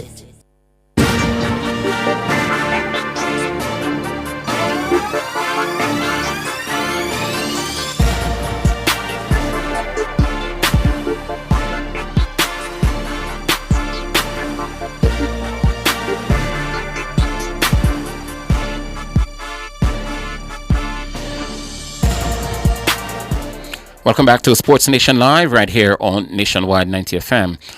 Wayne Walker. I did tell you at the start of the show that the Diamond League season opened today, and it was in Xiamen, China. I kept saying Guangzhou. Guangzhou will host the World Relays later on in May, but the Diamond League season opened today in Xiamen, China, and there were 2 Jamaican winners. Danielle Williams, who was world champion in 2015 in Beijing, China. China is a lucky place for her, you know. And then she won the world championship again in Budapest in 2023. So she's twice world champion. And of course, 2 weeks ago, she won $100,000, so 2 days work at the National Stadium at Grand Slam track. Well, today she won in China again, in Xiamen, and she ran a season's best 12.53 seconds to win the 100 meters hurdles. Of course, you know that's her pet event. And she defeated the world leader, Grace Stark of the USA, who did 12.58, and South Africa's Mario Nfori finished third in 12.62. The other Jamaican winner in Xiamen was Jordan Scott in the men's triple jump. Of course, he was a finalist at the World Indoor Championships last month, also in China. And today, he produced a lifetime best 17 meters 27 to win the event. That was not officially a part of the Diamond League program. The mark He is the 6th best in the world, and he broke his previous personal best of 17 meters 14 earlier this year. There were other Jamaicans in action. Shericka Jackson was second in the women's 200 meters. She posted 22.79 seconds, and in her first race over the distance in over a year. Yeah, well, in close to a year, because in June last year, she pulled up in the 200 meters in Hungary, missed the Olympic Games as a result. The American Anavia Battle set a meet record of 22.41 to win the event, breaking the previous record of 22.96 seconds set last year by Australia's Tori Lewis. Jenna Prendini was third in 22.97 seconds. Wayne Pinocchio won silver at the Olympic Games in Paris last year and at the World Championships in Budapest the year before. He was fifth in the men's long jump today. He did 8 meters 06. He's capable of so much more. And Tajay Gale, who was the 2019 world champion, he finished 8th in 7 meters 90. The event went to China's Zhang Mingkun in 8 meters 18. Hansa Parchment was also in action. He was 9th in the 110 meter hurdles. He posted 13.49 seconds. Rohan Watson, a former 100 meters national champion, also finished 9th in the men's 100 meters. He posted 10.31 seconds. And I gave you the pen relays results for today. The ladies were in action, and it was, let me just repeat it in case with people joining us at all the different times of the day, you know. So the 4x800 meters for the third year in a row, no Jamaican school won it. Alphonsus Davis was the best Jamaican school. They did 8 minutes 46.23 seconds. Edwin Allen finished third, 8 minutes 46.57, and the Homo Technical, they were fourth, 8 minutes 47.76. The 4x400 went to Heidel in a new record, 3 minutes 30.42 seconds, and the 4x100 meters, it went to Edwin Allen. They upstaged Heidel High School with the third fastest time. In fact, Edwin Allen now has the 3 fastest times at the pen relays. Today they did 44.23. Heidel was second, 44.65. And the Homo Technical, 45.57 was fourth. 9th was St. Mary's High, 47.18 seconds. All right, so the Jamaica Football Federation has partnered with Round Hill Hotel and Villas for the hosting of the Soccer Summer Kids Camp, July 4 to 8. The camp will serve as part of Round Hill's 4th of July celebration as they welcome North American guests. Local and international young athletes aged 7 to 17 years will have the unique opportunity to train with top-level national Jamaica coaches on full-size fields, and the camp will include beach workouts, hill training, and yoga sessions. President of the Jamaica Football Federation, Michael Ricketts, says the initiative will serve well to promote Jamaica's football program. We are just very, very excited at the prospects, having had these discussions with Round Hill. The initiative is kind of unique, but I'm pretty certain that it's going to generate a lot of interest. We, of course, will go into some details afterwards, but like I've said, the initiative is kind of unique. It's kind of novel, but very exciting. The JFF is just intent on developing these kind of partnerships. And I really want to use this opportunity to ask of other private sector entities and, of course, government to partner with us because we want to ensure that initiatives like these that will certainly impact the social aspect and, of course, to influence the psyche of every young boy and girl who will be involved in this particular exercise. I know the intent is to involve visitors and their kids, and this certainly is an initiative that will market the product of football.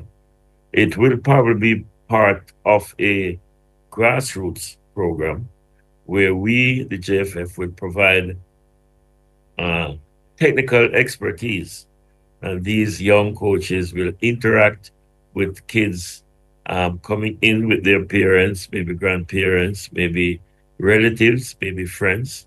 We want to have them be part of our culture, especially our footballing culture. And we are super, super excited. These kind of plans, initiatives, like I've said, will certainly positively impact the psyche of our young boys and girls. And we're really looking forward to hearing the details of this program. I'm just really looking forward with great expectancy, and I'm absolutely sure that this will be an initiative that a number of other entities will want to copy going forward. So to those of the officials from Roundhill, thank you so much for partnering with us. And again, I want to congratulate those who would have started at the very embryonic stage of these discussions. And we are absolutely sure that this will not just be a footballing event, but it will certainly be part of marketing our country, marketing our culture, and of course, marketing of football. Thank you so much. That was Michael Ricketts, president of the JFF. Ms. Charmaine Walker from our YouTube community, thank you so much. So it is St. Mary High, not St. Mary's High, but St. Mary's College. So there's no S on the St. Mary High, but so on the St. Mary's College. All right, so the sales and marketing director at Roundhill, Josie Carbolade, says it's a good opportunity for the players to improve their skills. First of all, thank you, JFF. We are very proud and very happy with this partnership. I'm Brazilian, originally from Brazil, so soccer, football runs in my veins. I'm a fan of soccer, and I'm very happy with this project. So what we are going to do is taking a little bit, a piece of Jamaica to international market. So most of our clients are from the US, Canada, and UK. So they're all going to hear about what Jamaica is doing in terms of soccer. And especially a year before the World Cup, that comes handy. So it's great to have this. So we are creating a different guest experience. So the guests can, the parents can enjoy and relax on the beach, and the kids can have this unique opportunity to enjoy and play and to get better on their soccer skills. But not only that, we are involving the community. So we're going to have a blend of guests and local kids with our charity that we are supporting. So that's a great mix. I'm very, very happy with this partnership. Thank you again, JFF. And we hope that's the first of many camps that we can do in our beautiful soccer field that we had at Roundhill. That's Josie Carbolade. She's the sales and marketing director at Roundhill. We're looking forward to that camp. And as we mentioned, the JFF massively involved in it. It's 7 to 17 years, and it's going to be from July 4 to 8 at Roundhill. It's a summer soccer kids camp, and that should be a big one. A little later on in the show, we'll be rounding up the games in the English Premier League for you today. Of course, there was also semi-final 1 in the FA Cup in England today, where Aston Villa were thrashed 3-0 by Crystal Palace in the first semi-final. And tomorrow, Manchester City will take on Nottingham Forest in the second semi-final. The final is set for May 17, also at Wembley Stadium. We've got some updates for you from today's games in the Jamaica Women's Premier League. Los Perfectos beating Proven by 1-0. Abigail Elliott in the 10th minute. Fraser's Whip, the champions, they beat Cavalier by 2-1. 2 goals coming for Fraser's Whip from Chanel Walters in the 13th. Davia Richards in the 27th. Tatiana Pollack scored for Cavalier in the 59th. UWI, they beat Springers United by 3-0. A double from Alicia James in the 42nd and 90th minutes. Denisha Hall scored in the 72nd. Arnett Gardens, they were also 3-0 winners over Wi-Fi United. Shakira Douglas in the 18th, Brianna Crosby in the 53rd, and Amoy McKenzie in the 81st, the goal scorers. And Mile Gully slammed the Federal United by 4-0. Laura K. Hansen in the 6th minute, an own goal in the 17th, Jadine Ebanks in the 44th, and Nicaila Thomas in the 55th were the goal scorers for Mile Gully. So those are the results today from the Jamaica Women's Premier League. Let me see if I'm just trying to give you an update on most of the sporting events that are taking place, because we're going to go to athletics next, and we're going to be joined by Leighton Levy. We're going to go through the squad that was selected for the World Relays in Guangzhou, China. But before we do all of that, let's go for another break. You're listening to Sports Nation Live.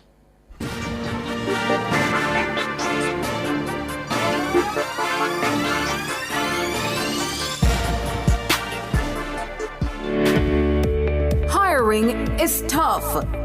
You spend weeks, maybe months searching, but still can't find the right fit. And even when you do, onboarding, payroll, and benefits become another headache. Stop wasting time. Let Talentbox Caribbean do the work at a fraction of the cost. From sourcing to interviewing, we do it all. Don't settle for the wrong hire. Schedule your strategy call today. Call 876-960-0066 or visit www.talentboxcaribbean.com. Talentbox Caribbean, connection made easy.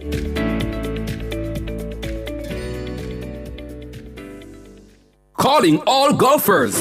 The 3rd annual Stories to Create charity golf tournament is happening on July 19 at the Constant Spring Golf Course, and you don't want to miss it. Come out and compete in 8 exciting challenges, from longest drive to beat the pro. And yes, you'll get your shot at $5 million in the hole-in-one contest. Prizes, surprises, and a powerful cause supporting youth and storytelling programs through EHAS Inc. Register now and swing with purpose. Visit ehasinc.org or email info@ehasinc.org, and we'll see you on the green.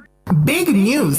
The Big Bite Food Safety Show now airs on Nationwide 90 FM with your host, Alison Richards, the Food Safety Girl. Join Alison every Tuesday from 1 to 2 p.m. as she serves up expert advice, tips, and insights on everything food safety. Stay informed, stay vigilant, and remember, food safety is everybody's business.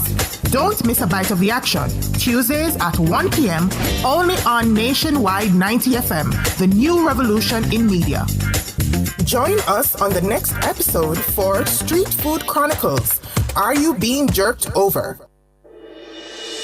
Tune in to Nationwide 90 FM, the new revolution in media. Stay ahead of the curve with our cutting-edge reporting and accurate breaking news coverage. We are having an earthquake. Oh, God. Hear it here first on Nationwide 90 FM. Tune in, turn up the volume, and listen. We bring a mix of news, entertainment, and sports to your lives. Nationwide 90 FM's live and continuous coverage of the World Championships in Budapest, Hungary. News and discussions week mornings. Coming up in the news at 6 for this morning. Entertainment in the afternoons, then news again in the evenings. Nationwide news at this hour, fired. Also, tune into the entertainment and sports shows in the nights and on the weekends. It is Boy Things After Dark right here on Nationwide 90 FM. Everything is news, from current affairs and entertainment to sports, business, and other categories. Nationwide 90 FM. This is Beanie Man. Give it to them. Zaga, Zen. From every whisper to every commotion. That's rubbish. The KSAMC cannot investigate itself. Every news story unfolds here first at Nationwide 90 FM, the new revolution in media. Every sound is a story, and every story we share is news.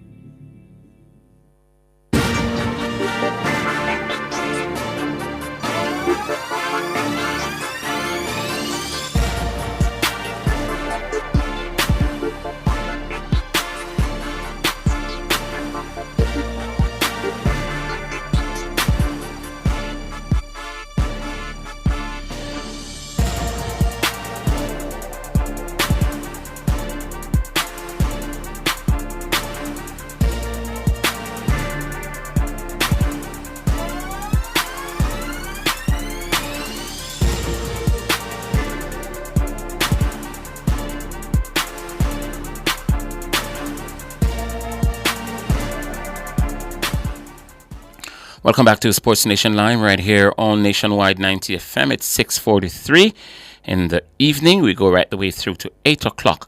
And at this juncture, we're going to be looking at athletics, specifically the team that's named for the World Relays in Guangzhou, China, May 10 and 11. So Shelly-Ann Fraser-Pryce, Shericka Jackson, Kishane Thompson, the big names in this one. I mean, there are other big names as well, but these are the most notable of names. Fraser-Pryce and Jackson will be part of the 4x1 squad for women. Nisha Berger, Tina and Tia Clayton, Serena Cole, Natasha Morrison, Alana Reed, and Crystal Slowly, the other members. Thompson leads the men's 4x1, which has Johan Blake, Akeem Blake, Rashid Foster, Brian Lavelle, Julian Fort, Javari Thomas, and Rohan Watson. And the women's mile relay squad is made up of Kellyanne Beckford, Renisha McGregor, Shine Summon, Rhonda White, Jodine Williams, and Stacey Ann Williams. The 400 meters record holder, Rashid McDonald, is one of those in the squad for the men. Javier Brown, Zandrian Barnes, Demar Francis, Malik James King, Therese Roden, Delano Kennedy. And Mark Elliott is a technical leader. For once, it's not Maurice Wilson. And so Paul Francis, Sean Michael Samuel, and Michael Frater are the coaches. And to help us make sense of the squad that's going off, 31 strong to Guangzhou, China, in May, is our sports analyst, Leighton Levy. Leighton, good evening and welcome to the show. Hey, Wayne. Pleasure being here after such a long time. Yes, man. Welcome. I would be very surprised if you have a problem with this squad. Not really, because when you look at the squad overall, it's just, well, certainly for the women's squad, it is perhaps the strongest it can be. Primarily, the only person I can see missing, in hypothetically, would be Elaine Thompson-Herah, and she hasn't run in more than a year, so we don't know what she would come with. But in terms of the squad itself, Shericka Jackson and Shelly-Ann Fraser represent two of the big three. The Clayton twins represent the next part of the next generation, Alana Reed as well, and Crystal Slowly, Natasha Morrison. I mean, you're looking at potentially Jamaica's strongest squad, barring the absence of Elaine Thompson-Herah. So I think, I mean, notwithstanding early season form, I think this is perhaps the strongest squad we could have named for the women. Yeah, at this time. Yeah, at this time, yeah. I mean, in reality, people are just beginning to get their feet wet outdoors, and we haven't seen anything extraordinary so far from anyone. Shelly-Ann Fraser-Pryce 10.94 last weekend with a 3.1 win, which works out about 11.1. We've seen Shericka Jackson gradually coming into some kind of form. 22-7 today in GMN in China. And of course, the Clayton twins have been running a couple of 200 meters as well. I presume to enhance their speed endurance at 23:07, I think it was last week, was it Tina? And of course, Tia Clayton has been looking pretty solid. Nisha Berger, strong indoors and so far pretty decent outdoors at the NCAA level, running for UTEP. So you're looking at a squad of ladies who are gradually easing into their best form as the outdoor season begins in earnest. So I think this is perhaps China for the World Indoors, going back now for the World Relays, and then probably going to Japan for the World Championship. Nobody goes down to that side of the world 3 times in 1 year. No, it does not. Right. So when the list came out and I saw Shelly-Ann Fraser-Pryce, I said, wow, she's made herself available. That's really nice. Yeah, it's really good, because here's the thing. Shelly hasn't run that much in the last 2 seasons. As you remember, she ran, I think, 3 races before she went to the Olympics last year, ran 1 round, and then, suffered an injury that we're still to get any clarity on almost a year later. So, I think she probably needs this experience more than anything else, because, at 38, she needs the races to get race sharp. She probably needs a few more races than normal, given the fact that she's coming off injury. She's still dealing with those longer-term injuries that we know she has, the toe injury that my understanding is that has not fully gone away. And, of course, the knee injury that has been persistent for her over the last 3 or 4 seasons, primarily from 23 to 24, where I think it became more of an issue than was previously expected. So I think this will present her with an opportunity to get some races under her belt without necessarily stressing herself in an individual capacity. That means blasting out of the blocks and, where all the pressure comes to bear. But running a relay leg is different because she gets a running start, but she also gets race sharp through the experiences of running the relay leg. So, I think it's a good opportunity for her early in the season because this is just next month. It's still a couple of weeks away. So having seen her run last week, where, it wasn't the greatest race, but nobody expected that given the fact that she hadn't competed in such a long time and the fact that she was recovering from injury, and the fact also that I can reiterate the fact that she's not 25 anymore. The reality is that she's going to need some races like this to get sharp without putting any extraordinary pressures on her body, and a relay leg is usually the best option instead of blasting out of the blocks consistently, where the pressures come to bear on her knee, the pressures come to bear on that toe, the pressures come to bear on her physicality. So a relay leg gives her an opportunity to get some races under her legs without putting that undue pressure on her body and the parts of her body that are recovering and still dealing with injury. This is the 7th World Relays, so I can't remember, jog my memory, if she has ever been to a World Relay. Has she run at any one of the previous 6? I can't remember. I'm not quite sure. I'm having a hard time like you. The first ones were in the Bahamas. The first 3, because I worked those first 3. I was one of the commentators on IWF Radio, and I can't remember she being a part of any of those 3. I really don't remember. And then it went to Poland, and then it went somewhere else. I can't remember she ran at a World Relay in the previous 6. I really can't remember it. So I'm just wondering. You're not in the same boat because I can't recall her ever running in a World Relay for Jamaica. And you're saying almost didn't run at any. He ran one in the Bahamas. I think the last one. He said the world record 4x2, which is still standing to this day. Right, and he said he wanted to feel what it felt like to run at a World Relays, which is why he ran there. So he almost didn't run there. So I'm just wondering if Fraser Price wants to get the experience of running at one as well, because I can't remember her running at the previous 6. Well, if it's part of her bucket list, I suppose it's something that you can tick off. Because there is hardly anything that she has not accomplished in her totally illustrious career. 5 world titles, the Olympic titles, first woman to win 4 consecutive medals in Olympic Games in the 100 meters. First one to hold simultaneously the world and Olympic title at the same time. She's done it twice, and the first woman and I think the only woman to hold the world, Olympic, and indoor title at the same time as well. So running at the World Relays, I think, is probably just another to complete the set. Complete the set. Complete the set. So she's.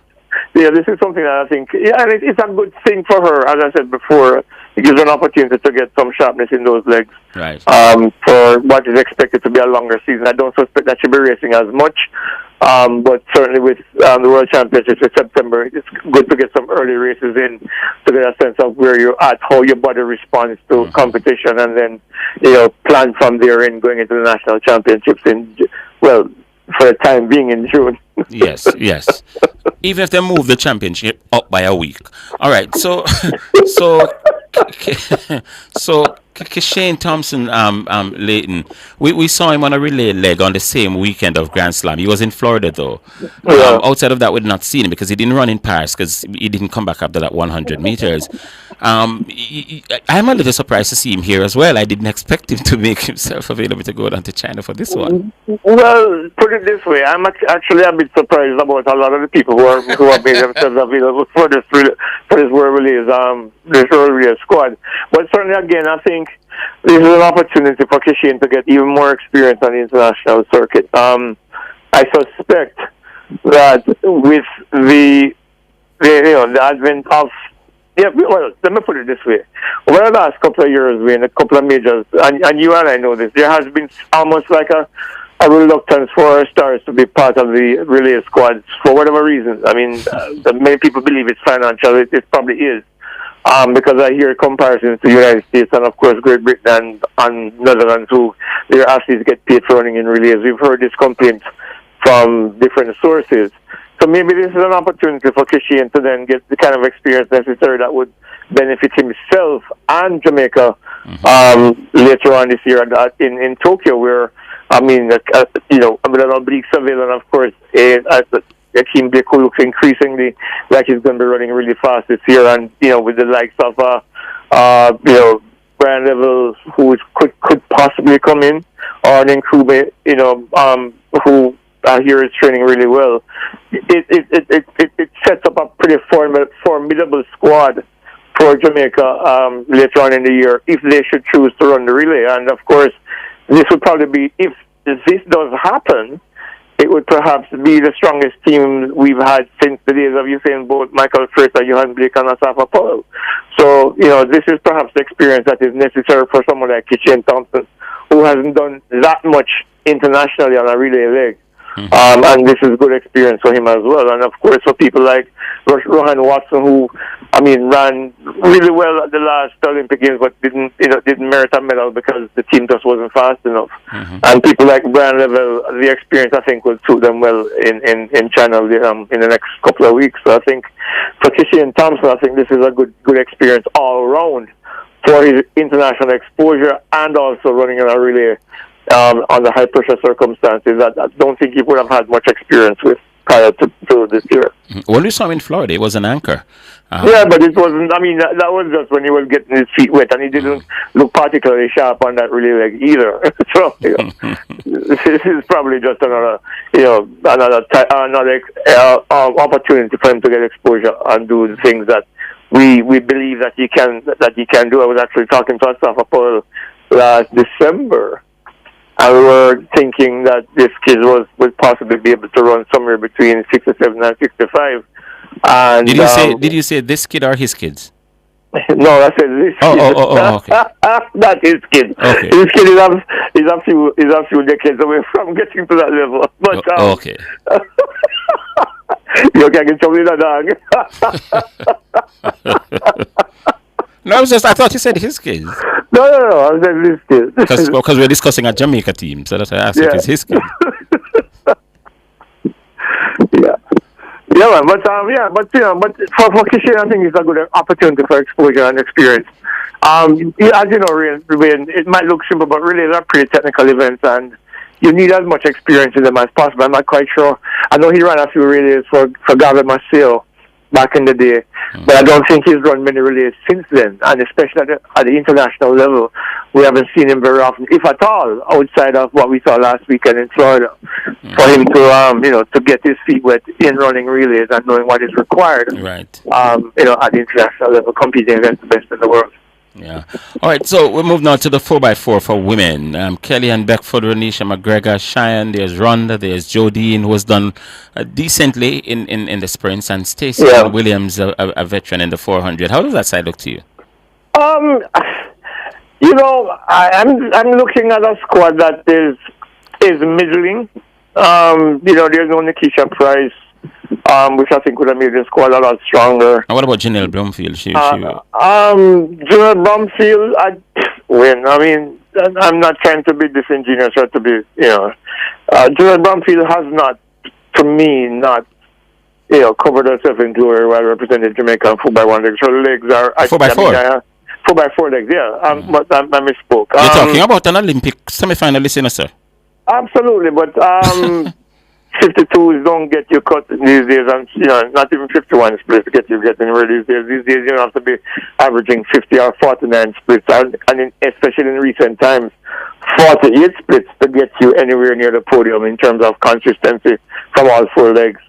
Look, General represented Jamaica well, and let me not try to be disparaging to her, because that's not my intent. I'm looking at quality performances, and I don't see where her being a part of the squad would necessarily make it any stronger. I think, Clayton, the team looked short to me. They couldn't go for 100 at night or one of those hurdlers. Yeah, that's what I was thinking as well. As I said before, there's no Nikisha Price, there's no 100 at night, there's no Leah Anderson, right, who would have made this squad a lot stronger than it is.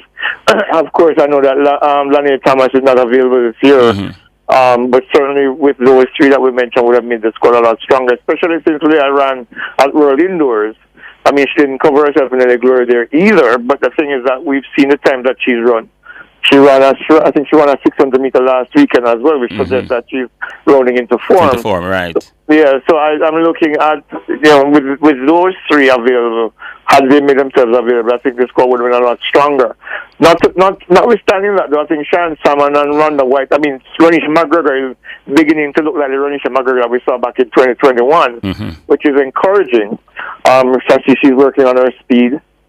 So maybe this is a year when she gets back to the level that we're used to seeing her at. Jodie Williams seems to be moving up to the longer event win. I mean, as you know, she's been running the 100. That's what I'm saying, yes. The last couple of years. So to see her now making herself available to run a 4x4 leg, it makes you wonder if there's a plan afoot to switch her to the longer event, because I mean, she has a good flat speed. I mean, it's not record-breaking speed, but certainly she has good flat speed.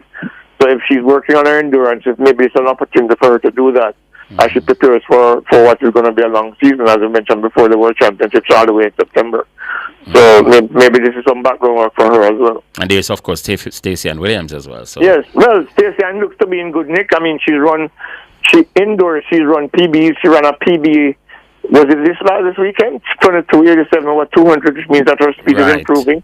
Which is, dropped from 23.31 to 22.87, suggests a half a second drop suggests that her speed has increased significantly since she's gone over hurdles and mechanics. And this is an opportunity for her to see what she looks like over 400 meters with that newfound speed. So, that can be an advantage as well for this Jamaican team. Which, look, when you compare man for man or woman for woman on paper, there are a few teams that I think Jamaica are going to have a challenge to get over. I mean, Netherlands, for example, with Clava and, of course, Frederick Ball and others. You're looking at the Americans, the usual perennial champions. You're looking at teams like even Great Britain and France. And Poland. Poland normally does well in the 4x4. I was about to say that, and Poland as well. So you're looking at, I'm looking at this team and wondering what kind of damage it can do. I don't see it, I think it's well short. I think it's short. Yeah, it could be. And, we'll see. Look, everything, it looks one way on paper, but it depends on how these long ladies respond to the challenge that they face. And I think Shan obviously is working on her speed. I mean, 52.97 was a hurdle last year, and she didn't do too badly at the Grand Slam no. either. So, maybe Maurice Wilson has something up his sleeves, and the Rhonda White, I don't know. It's hard for me to figure out Rhonda White. She was a pretty solid hurdler a few years ago. She was national champion at the hurdles at once. And then, she suffered a season out because of injury. And she came back, and at one stage, it looked as if she was back to the Rhonda that we knew. And then, as you rightly say, I'm not sure what's happening. Yeah, it's hard to say what she's going to be capable of. I mean, was it last weekend we saw her at the Runners the First 17, and I don't think she looked particularly sharp. Yeah. But let's see. Look, I'm not gonna try to be a prophet on this and say that she won't run well, but I'm just not convinced.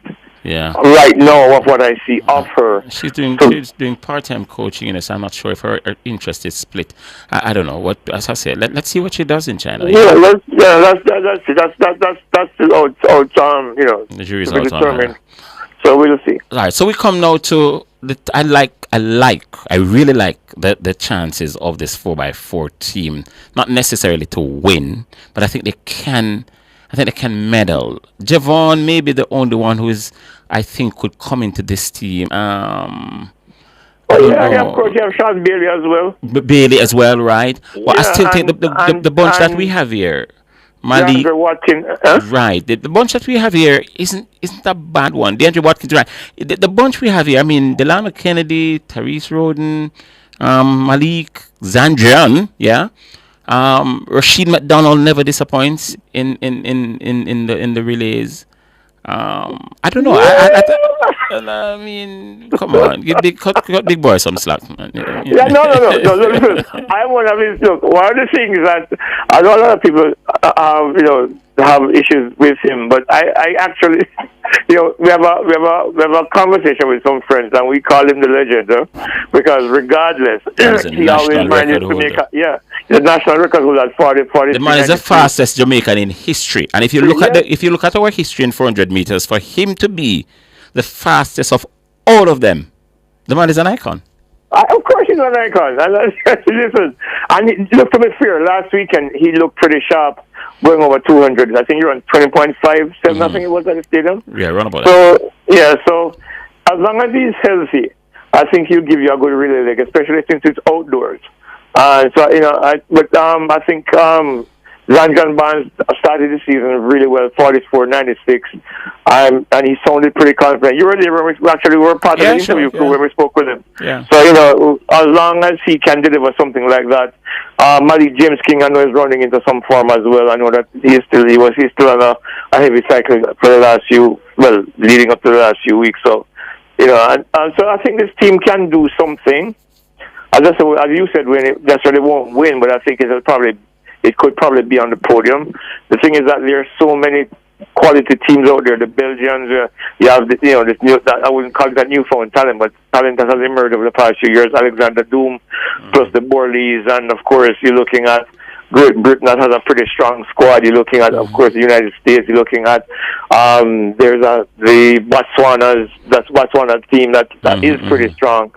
So whether or not this team can hold its own against them is to be seen. But on paper, it's not a bad squad at all. I mean, Tyrese Rosen, more known for his 800-meter running, but doesn't do badly on a 4x4 leg. No. You have to. I mean, look.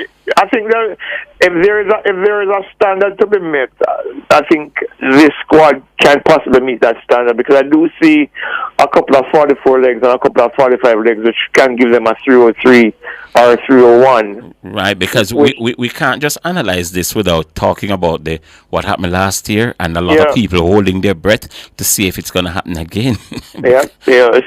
Which is why I was wondering why we didn't have a stronger people. This team doesn't look bad, but just to make sure we don't have a repeat of last year, I was just wondering if they couldn't convince more people with more pedigree to say, let's go for it, get the standard out of the way, and we don't have to. Yeah, because, I mean, as I said before, Sean Bailey, who just ran last week, he opened up 45. You have... what am I saying again? You have Xander Barnes, DeAndre Watkins. Yeah, I wish Sean Bailey. Yeah, Javon Powell. I wish he. Rashawn might not be available because remember Rashawn ran 44.98, velocity for 16. I think he would be a good. What about the world champion? What about the world champion? And of course, Antonio Watson. I don't know. Antonio hasn't looked particularly sharp so far this season, and I think. Everybody will be honest about that. But I think that's part of the plan to get him ready for the meets that matter, which is the national championship. Well, he doesn't have to go there. No, well, as a defending champion, he doesn't have to go. So, I don't know what the plan is from Mills as it relates to his development this season or his progress this season. Because he's not run overseas since winning the world title, No, he has not. That's a long time ago. That's more than that's since 2023, so it's been a while. I mean, last year, of course, as we all know, he was hurt. Right. He was hurt, so, recovery and all of that. And he didn't run the months after winning the world title. So he hasn't run overseas since that race that he won the world title. Which is more than a year. Yes, approaching 2 years. I was just wondering if they couldn't stick him into this. Certainly he would have made a team. And he needs the races. Absolutely. So I was just wondering if they couldn't convince him to go here. I know Rushan Clark wouldn't go because he has Diamond League duties thing. Grand Slam duties, because he runs on the second, between the 2nd and the 4th of May, which would make it difficult for him to go to China and then come out. Right. So I know they wouldn't go for him, but Antonio, at least Antonio, get him the races. I mean, but Antonio and of course DeAndre Watkins and of course Sean Bailey, I think would have been useful additions to the squad. But let's see what the squad does. It's not a slow squad, but certainly it's not a squad that you can put your money on and say, okay, they will qualify easily or qualify at all. But that's what they do. I mean, they didn't do, to be fair, they didn't do badly last time out. I mean, they came pretty close, but at the same time, you have to have covered your bases early. Get it out of the way, so you have not to be worrying about it later on as it approaches September. So. But well, let's see if this bunch can get it done and get it done, because the last time we heard, not many people understood what was happening. Now we understand what is happening. Yep. let's see how they do it. Maurice, and the thing is, the mixed relays, I think it comes on again to who they will select for the mixed relays for both men for mixed relays for the qualifiers as well. Right. Which are the athletes are going to use for those legs, because how you construct that team is going to determine whether or not that team actually meets the standard as well. So it's going to come down to team selection and who are the people who will make up the mixed relay squad. So right. So it's going to be interesting to see what unfolds in 2 weeks' time in China. Yeah. Does the World Relays hold a sort of, when it came about, the first 2 or 3, as I say, I was part of the World Athletics team that broadcast the first 3 from the Bahamas. And it was a massive thing. Everybody liked it, especially when they introduced the mixed relay in the third one, where the Bahamas won it, the home team, and the crowd was all over the place. The fact that they moved it and took it into China and Poland and so forth, you think it lost a bit of momentum when it went into Europe and in Asia?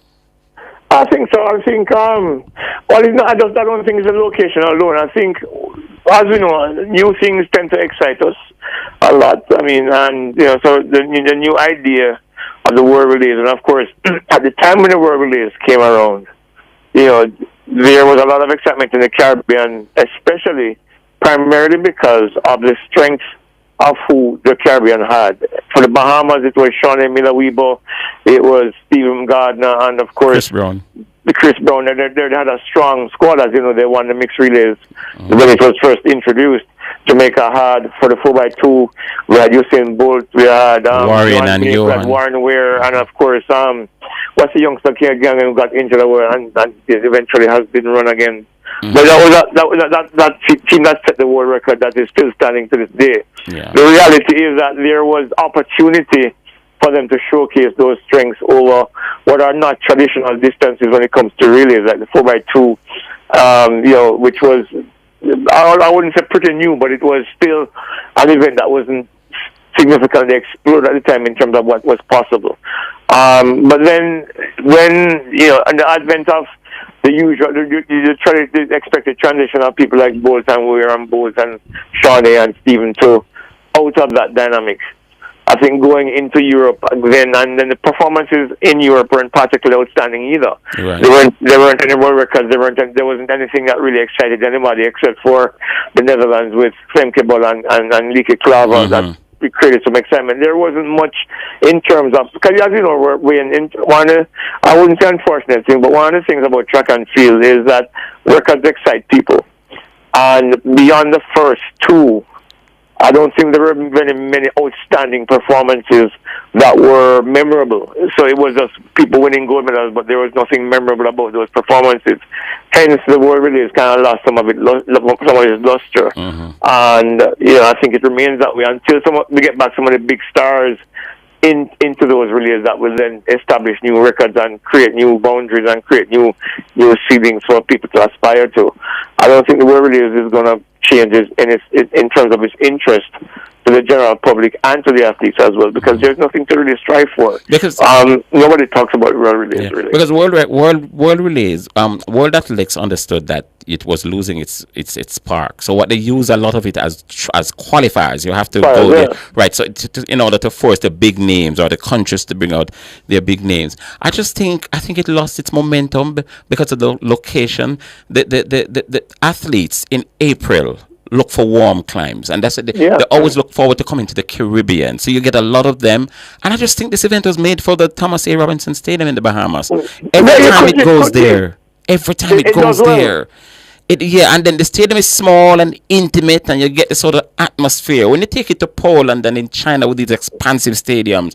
Yeah, and also when you're talking about proximity, because exactly for some of the strongest teams in the world, the Brazil, the United States, of course, Jamaica, and of course Trinidad and Tobago, who used to have these powerhouse teams, it was just a plane ride away. One plane ride. Yeah, so to going over to Europe, I mean, the strongest team coming out of Europe was perhaps the Netherlands. That's right. In terms of the women. So, for them to travel all the way over to It's ridiculous, man. to Europe. It's not necessarily an attractive option. So, I agree the world relays. I mean, I don't even think about the world relays, and I'm usually excited by the major championships, but I don't even think about the world relays. Sometimes it even comes as a surprise to me. Mm-hmm. And I follow the sport pretty closely. So it's outside of the first few years that they were in the Bahamas. I think the world relays has lost its luster somewhat, and I think you're right. They're using it as a qualifier to get people to participate, but I don't think it's working. Right. At least we haven't seen it work just yet. And because I think this is the first year when it's going to be officially a qualifier. Well, last year was the first year it was a qualifier. So let's see what pans out in the years to come, whether or not people eventually start to gravitate back to competing there. So they go to Botswana next year, and then the year after that they come back to the Bahamas. Yeah, I think they're gonna get a good. I think they're gonna get a good crowd in Botswana.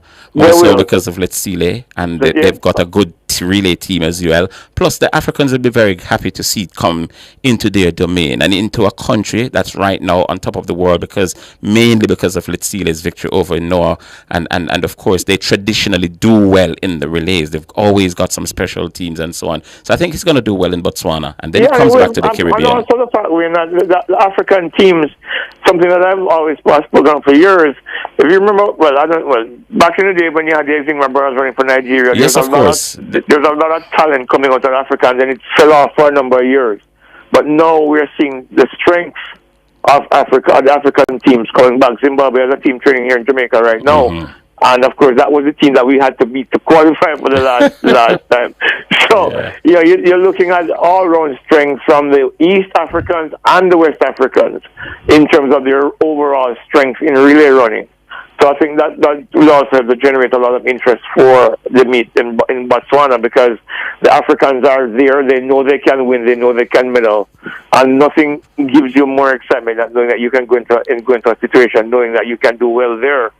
So the Africans I think the meet in Botswana will do well, primarily for those reasons. And of course, they have stars now. Right. Notable stars. Omanyala, even though he doesn't run well outside Africa, he will be in Africa. Of course, Tebogo.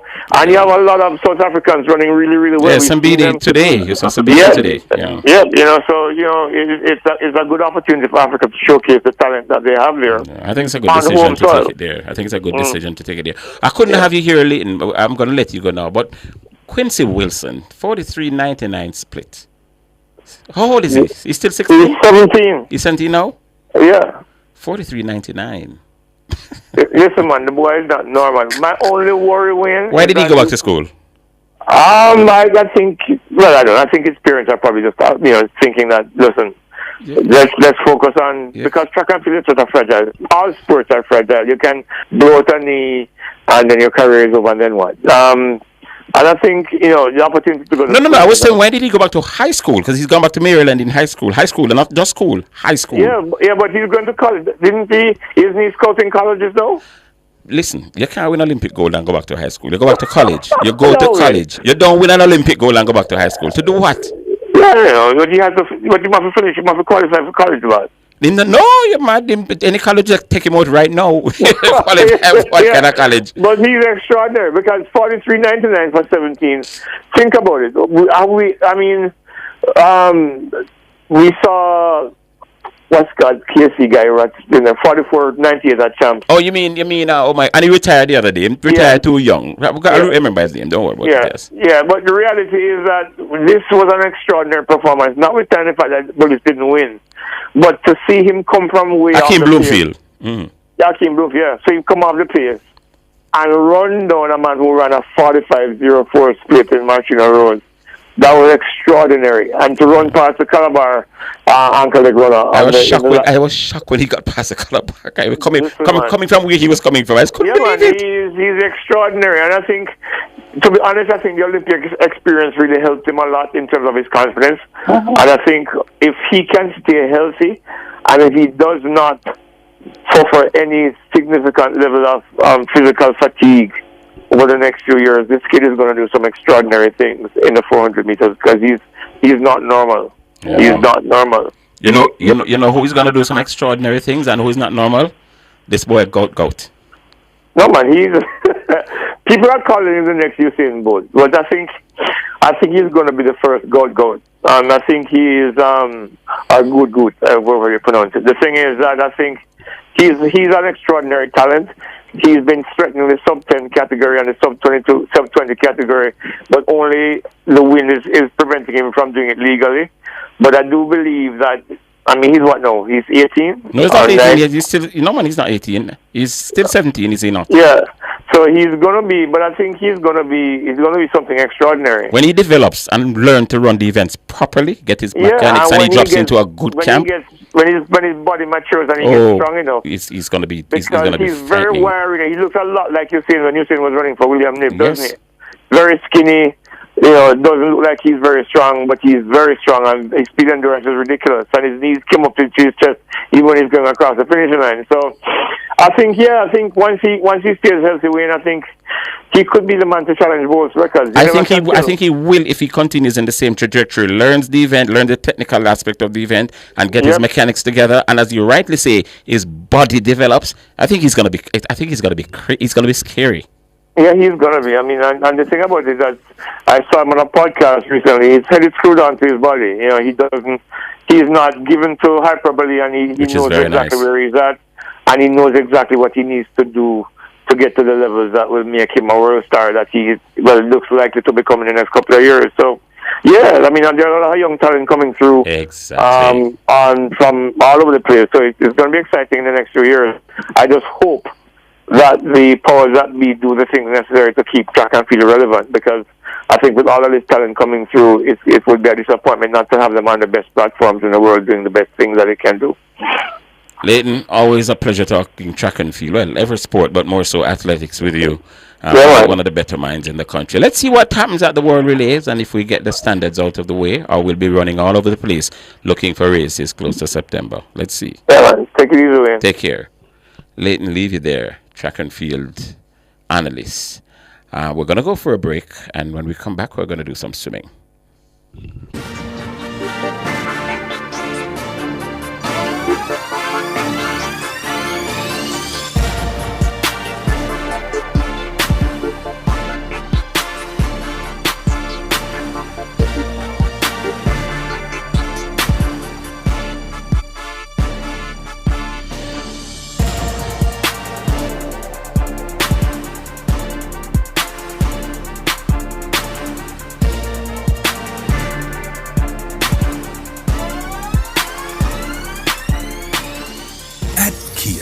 Driving your future means joining the movement that inspires. Whether it's the small but mighty Picanto hatchback or the top-of-the-line tech-rich Sorento SUV, there's a Kia that perfectly fits your lifestyle and your budget.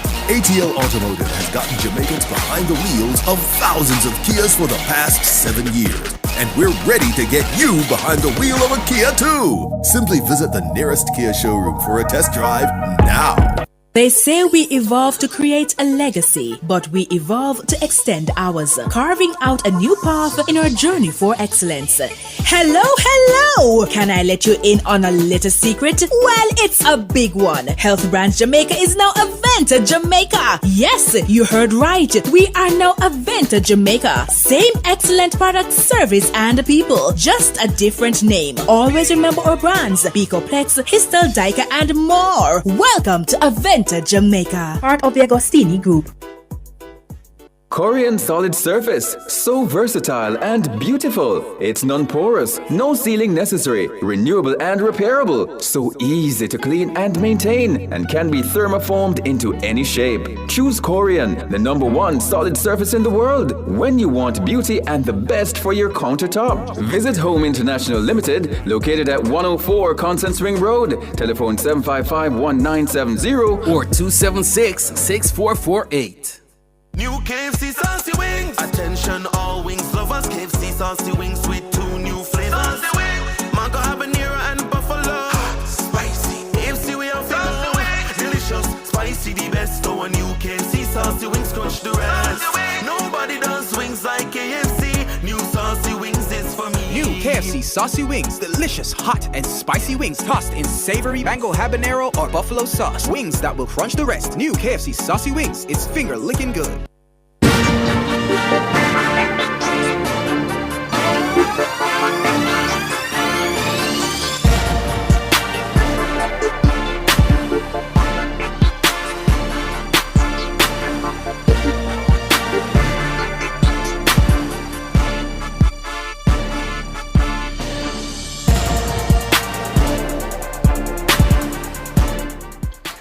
Welcome back to Sports Nation Live right here on Nationwide 90 FM. I'm Wayne Walker. It's 7:23, and we're going to be focusing on swimming at the moment. And Skylar Richards and Nolan Barrett are two of the standout swimmers who will represent Jamaica represented Jamaica at the recent Carifta Games in Trinidad and Tobago. Richards swims in the 13 to 14 girls category, Barrett 13 to 14 boys. National coach Kefi Rapley says she was impressed with the performance of the relay team. Jamaica ended the championship in second place with 795.5 points.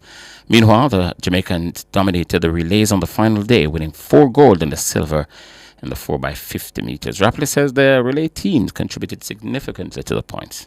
The relays definitely exceeded my expectations, and I'm telling you that made a major difference in terms of where we placed our medal counts. The relay definitely showed up. All our teams except for 2 placed on the podium.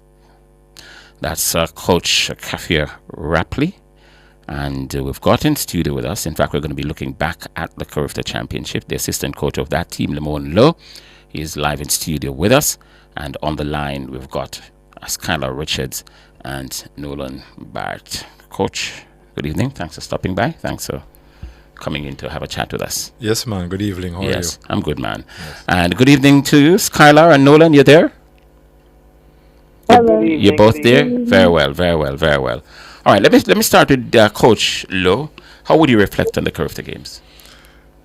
One word: electric. Mm-hmm. It was exciting, and when I look back at it, we started the journey together on the first day of our training session, which was 3 weeks before we actually went to Trinidad. Mm-hmm. The goal was to, go up better than what we did last year, which was 4th place, with some 500 and something points.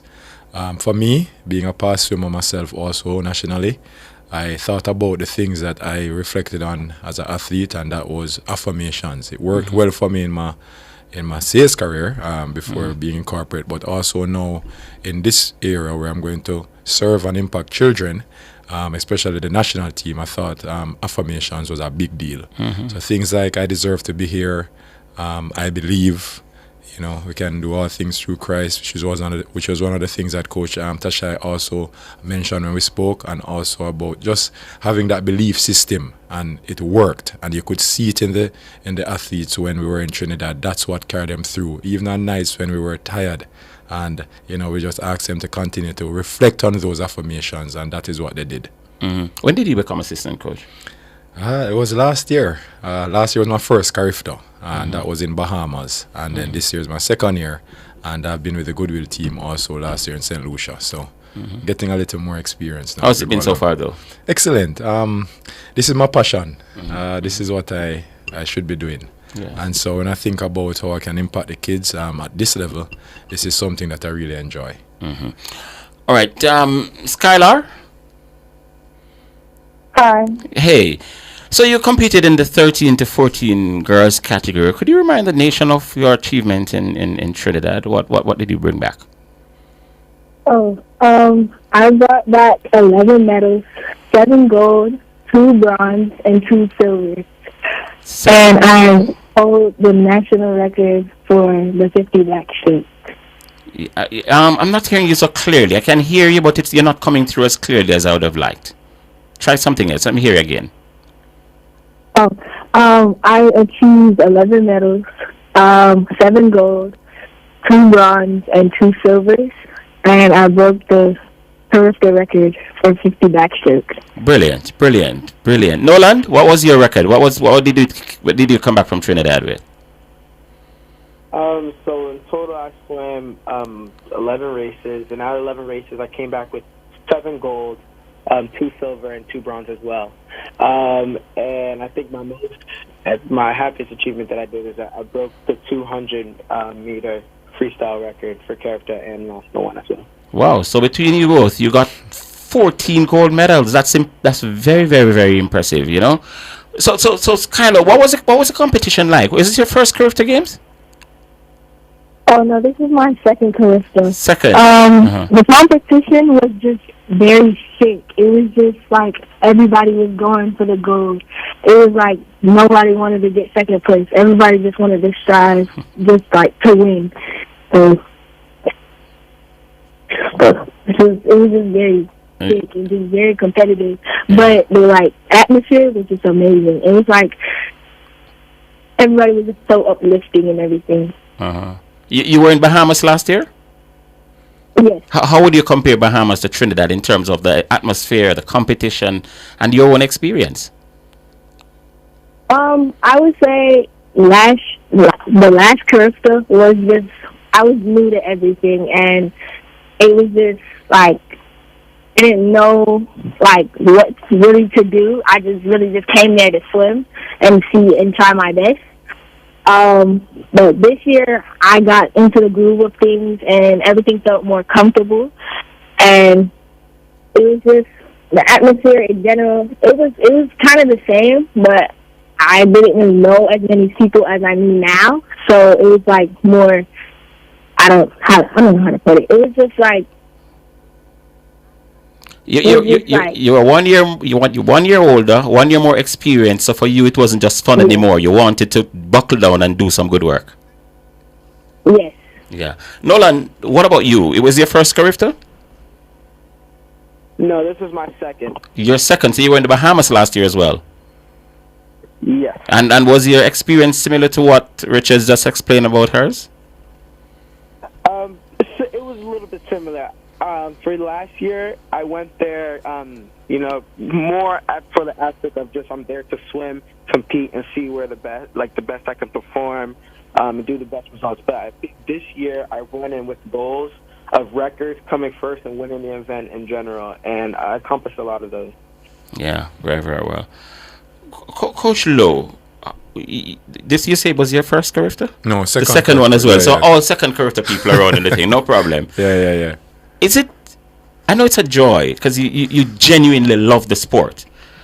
So you want to be around the competition, but was it difficult from a management standpoint to be managing so many, not just pupils, but even young individuals as well? Or sometimes you have to be, taking, a second look at this, not like big people at the Olympic Games or, sort of more responsible was it difficult managing the group?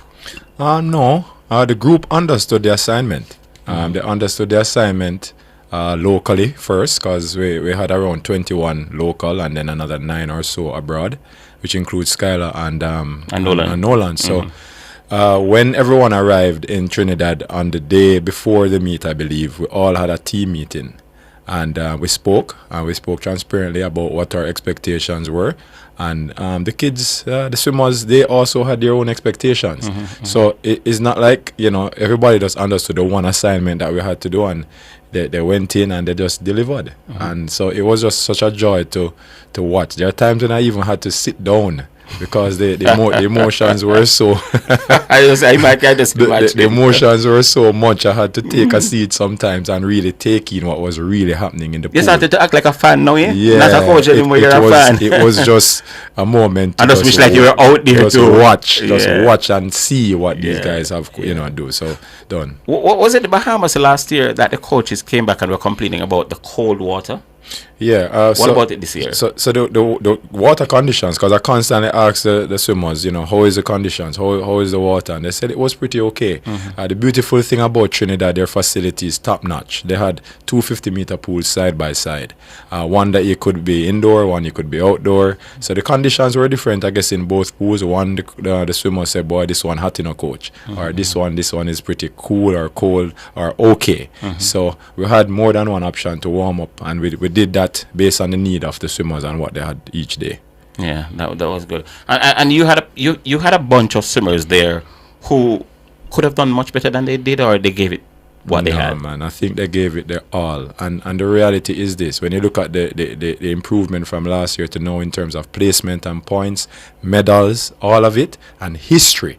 This the thing is, I think the last time we came second was 2018. If my mind serves me correct. So we have been coming fourth in the last couple of Cariftas. So it is telling us that we're in the right direction, and this was 1 year to watch. So, Skylar, let me ask you, your training this year, was it geared towards peaking for the Carifta, or you have other things down the road? So you were sort of, staggering the preparation in terms of when you peak, when you drop, and when you get back up. Do you have other events coming up this year that's prominent in your schedule? Yes, but majority of my training was for Carifta because I swim short course right now, and we didn't just yet transition into long course, the 50-meter pool. So I was just training genuinely for the Carifta Games, and also I was just training to get better in swimming in just general. Well, what was the competition like in Trinidad? It was a good standard. I mean, you won 7 gold medals. It seemed like you dominated your category. What was the competition like, if any? Because with so many medals, it seemed as if you didn't have any competition. The competition was, I would say, rough because it was just like there was a lot of fast people in the heats that I was put in, and it was just to see who was just better, I guess, because it was just like, how should I put it? I mean, I did well, yes, because I brought 7 gold medals home, but it was just like, it was like so many people at different levels swimming against one another, and it's just to see who touches the wall first. I asked Coach Lowe about it, and I'm going to ask you before I get to Nolan. How was the water? Last year, the coaches complained that the water was very cold in the Bahamas. Your coach just gave me his view on it. What about yours? In Bahamas, it was just, they had a cold front, so it was cold on the deck and also in the water. And the water itself in Bahamas was just really light, and it was just so easy to swim through. But in Trinidad, the water was, I would say, like it was good to catch in, basically. And it was also cold, but it was a good temperature between the deck and the pool as well. Nolan, people here see you guys line up on the deck, and as soon as the buzzer goes off, you jump into the water and you just swim, and who better. Skylar just mentioned something a while ago, and for the uninitiated, it probably would fly over your head. She said the water was thinner, so it was easier to cut through. Those sort of technicalities, people like me and the people who just watch the thing for fun don't know about it. What was she talking about when she said it was thinner, so it was easier to cut through? So usually you get a feel for different waters when you swim in them, like whether it's hot, cold, or thick or thin. And it's basically just how your body feels when you swim, or how you feel when you float through the water. And if the water's thicker, that probably means that it's harder for you to pull through the water, which could be a physical thing or could just be mental at the same time. So you kind of just get your feel for the water, and it could affect the way you swim as well. Oh, wow. So both of you sound like bright students, very bright people. You're both domiciled overseas. You're based overseas, right? You don't have to say where you are, but you're overseas, right? Correct. Both of you. So you have the long course coming up for the rest of the year, I am assuming? Yes. Yes, from the summer to August. Good. So you're going to be busy, every weekend? How often are you going to be swimming from here on in? 4 to 5 days a week, probably 2 days as well, since I have no school during the summer. And the same for you, Nolan? That's a schedule sort of what you have as well? Practices, swimming at least every day, and maybe a day off once a week. But we have many meets, if not every other weekend, and sometimes we have big meets every 3 weeks. All right. So is it something that both of you want to do full time? I mean, you want to go right away to the Olympic Games, or for now you're swimming because you're able to do it and you're given the opportunity? Or is it something that you're dead set on want to take, going forward? Let me ask you first, Nolan. For me right now, I swim because I truly enjoy it. And I want to take swimming as far as I can go because I know I have a talent that could take me to different places. And I'm just excited to keep going with it. How long have you been swimming for now? I've been swimming since I was 3. 3? Older you now? 13, 14? I am now 14, turning 15 in 2 weeks. You're going to be 15 in 2 weeks.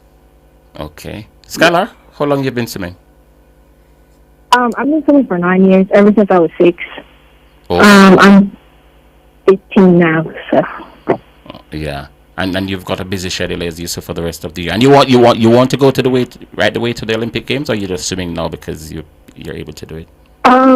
Yes, my mind has been set on going to the Olympics ever since I've watched Simone Manuel swim herself and Aaliyah Atkinson. Right.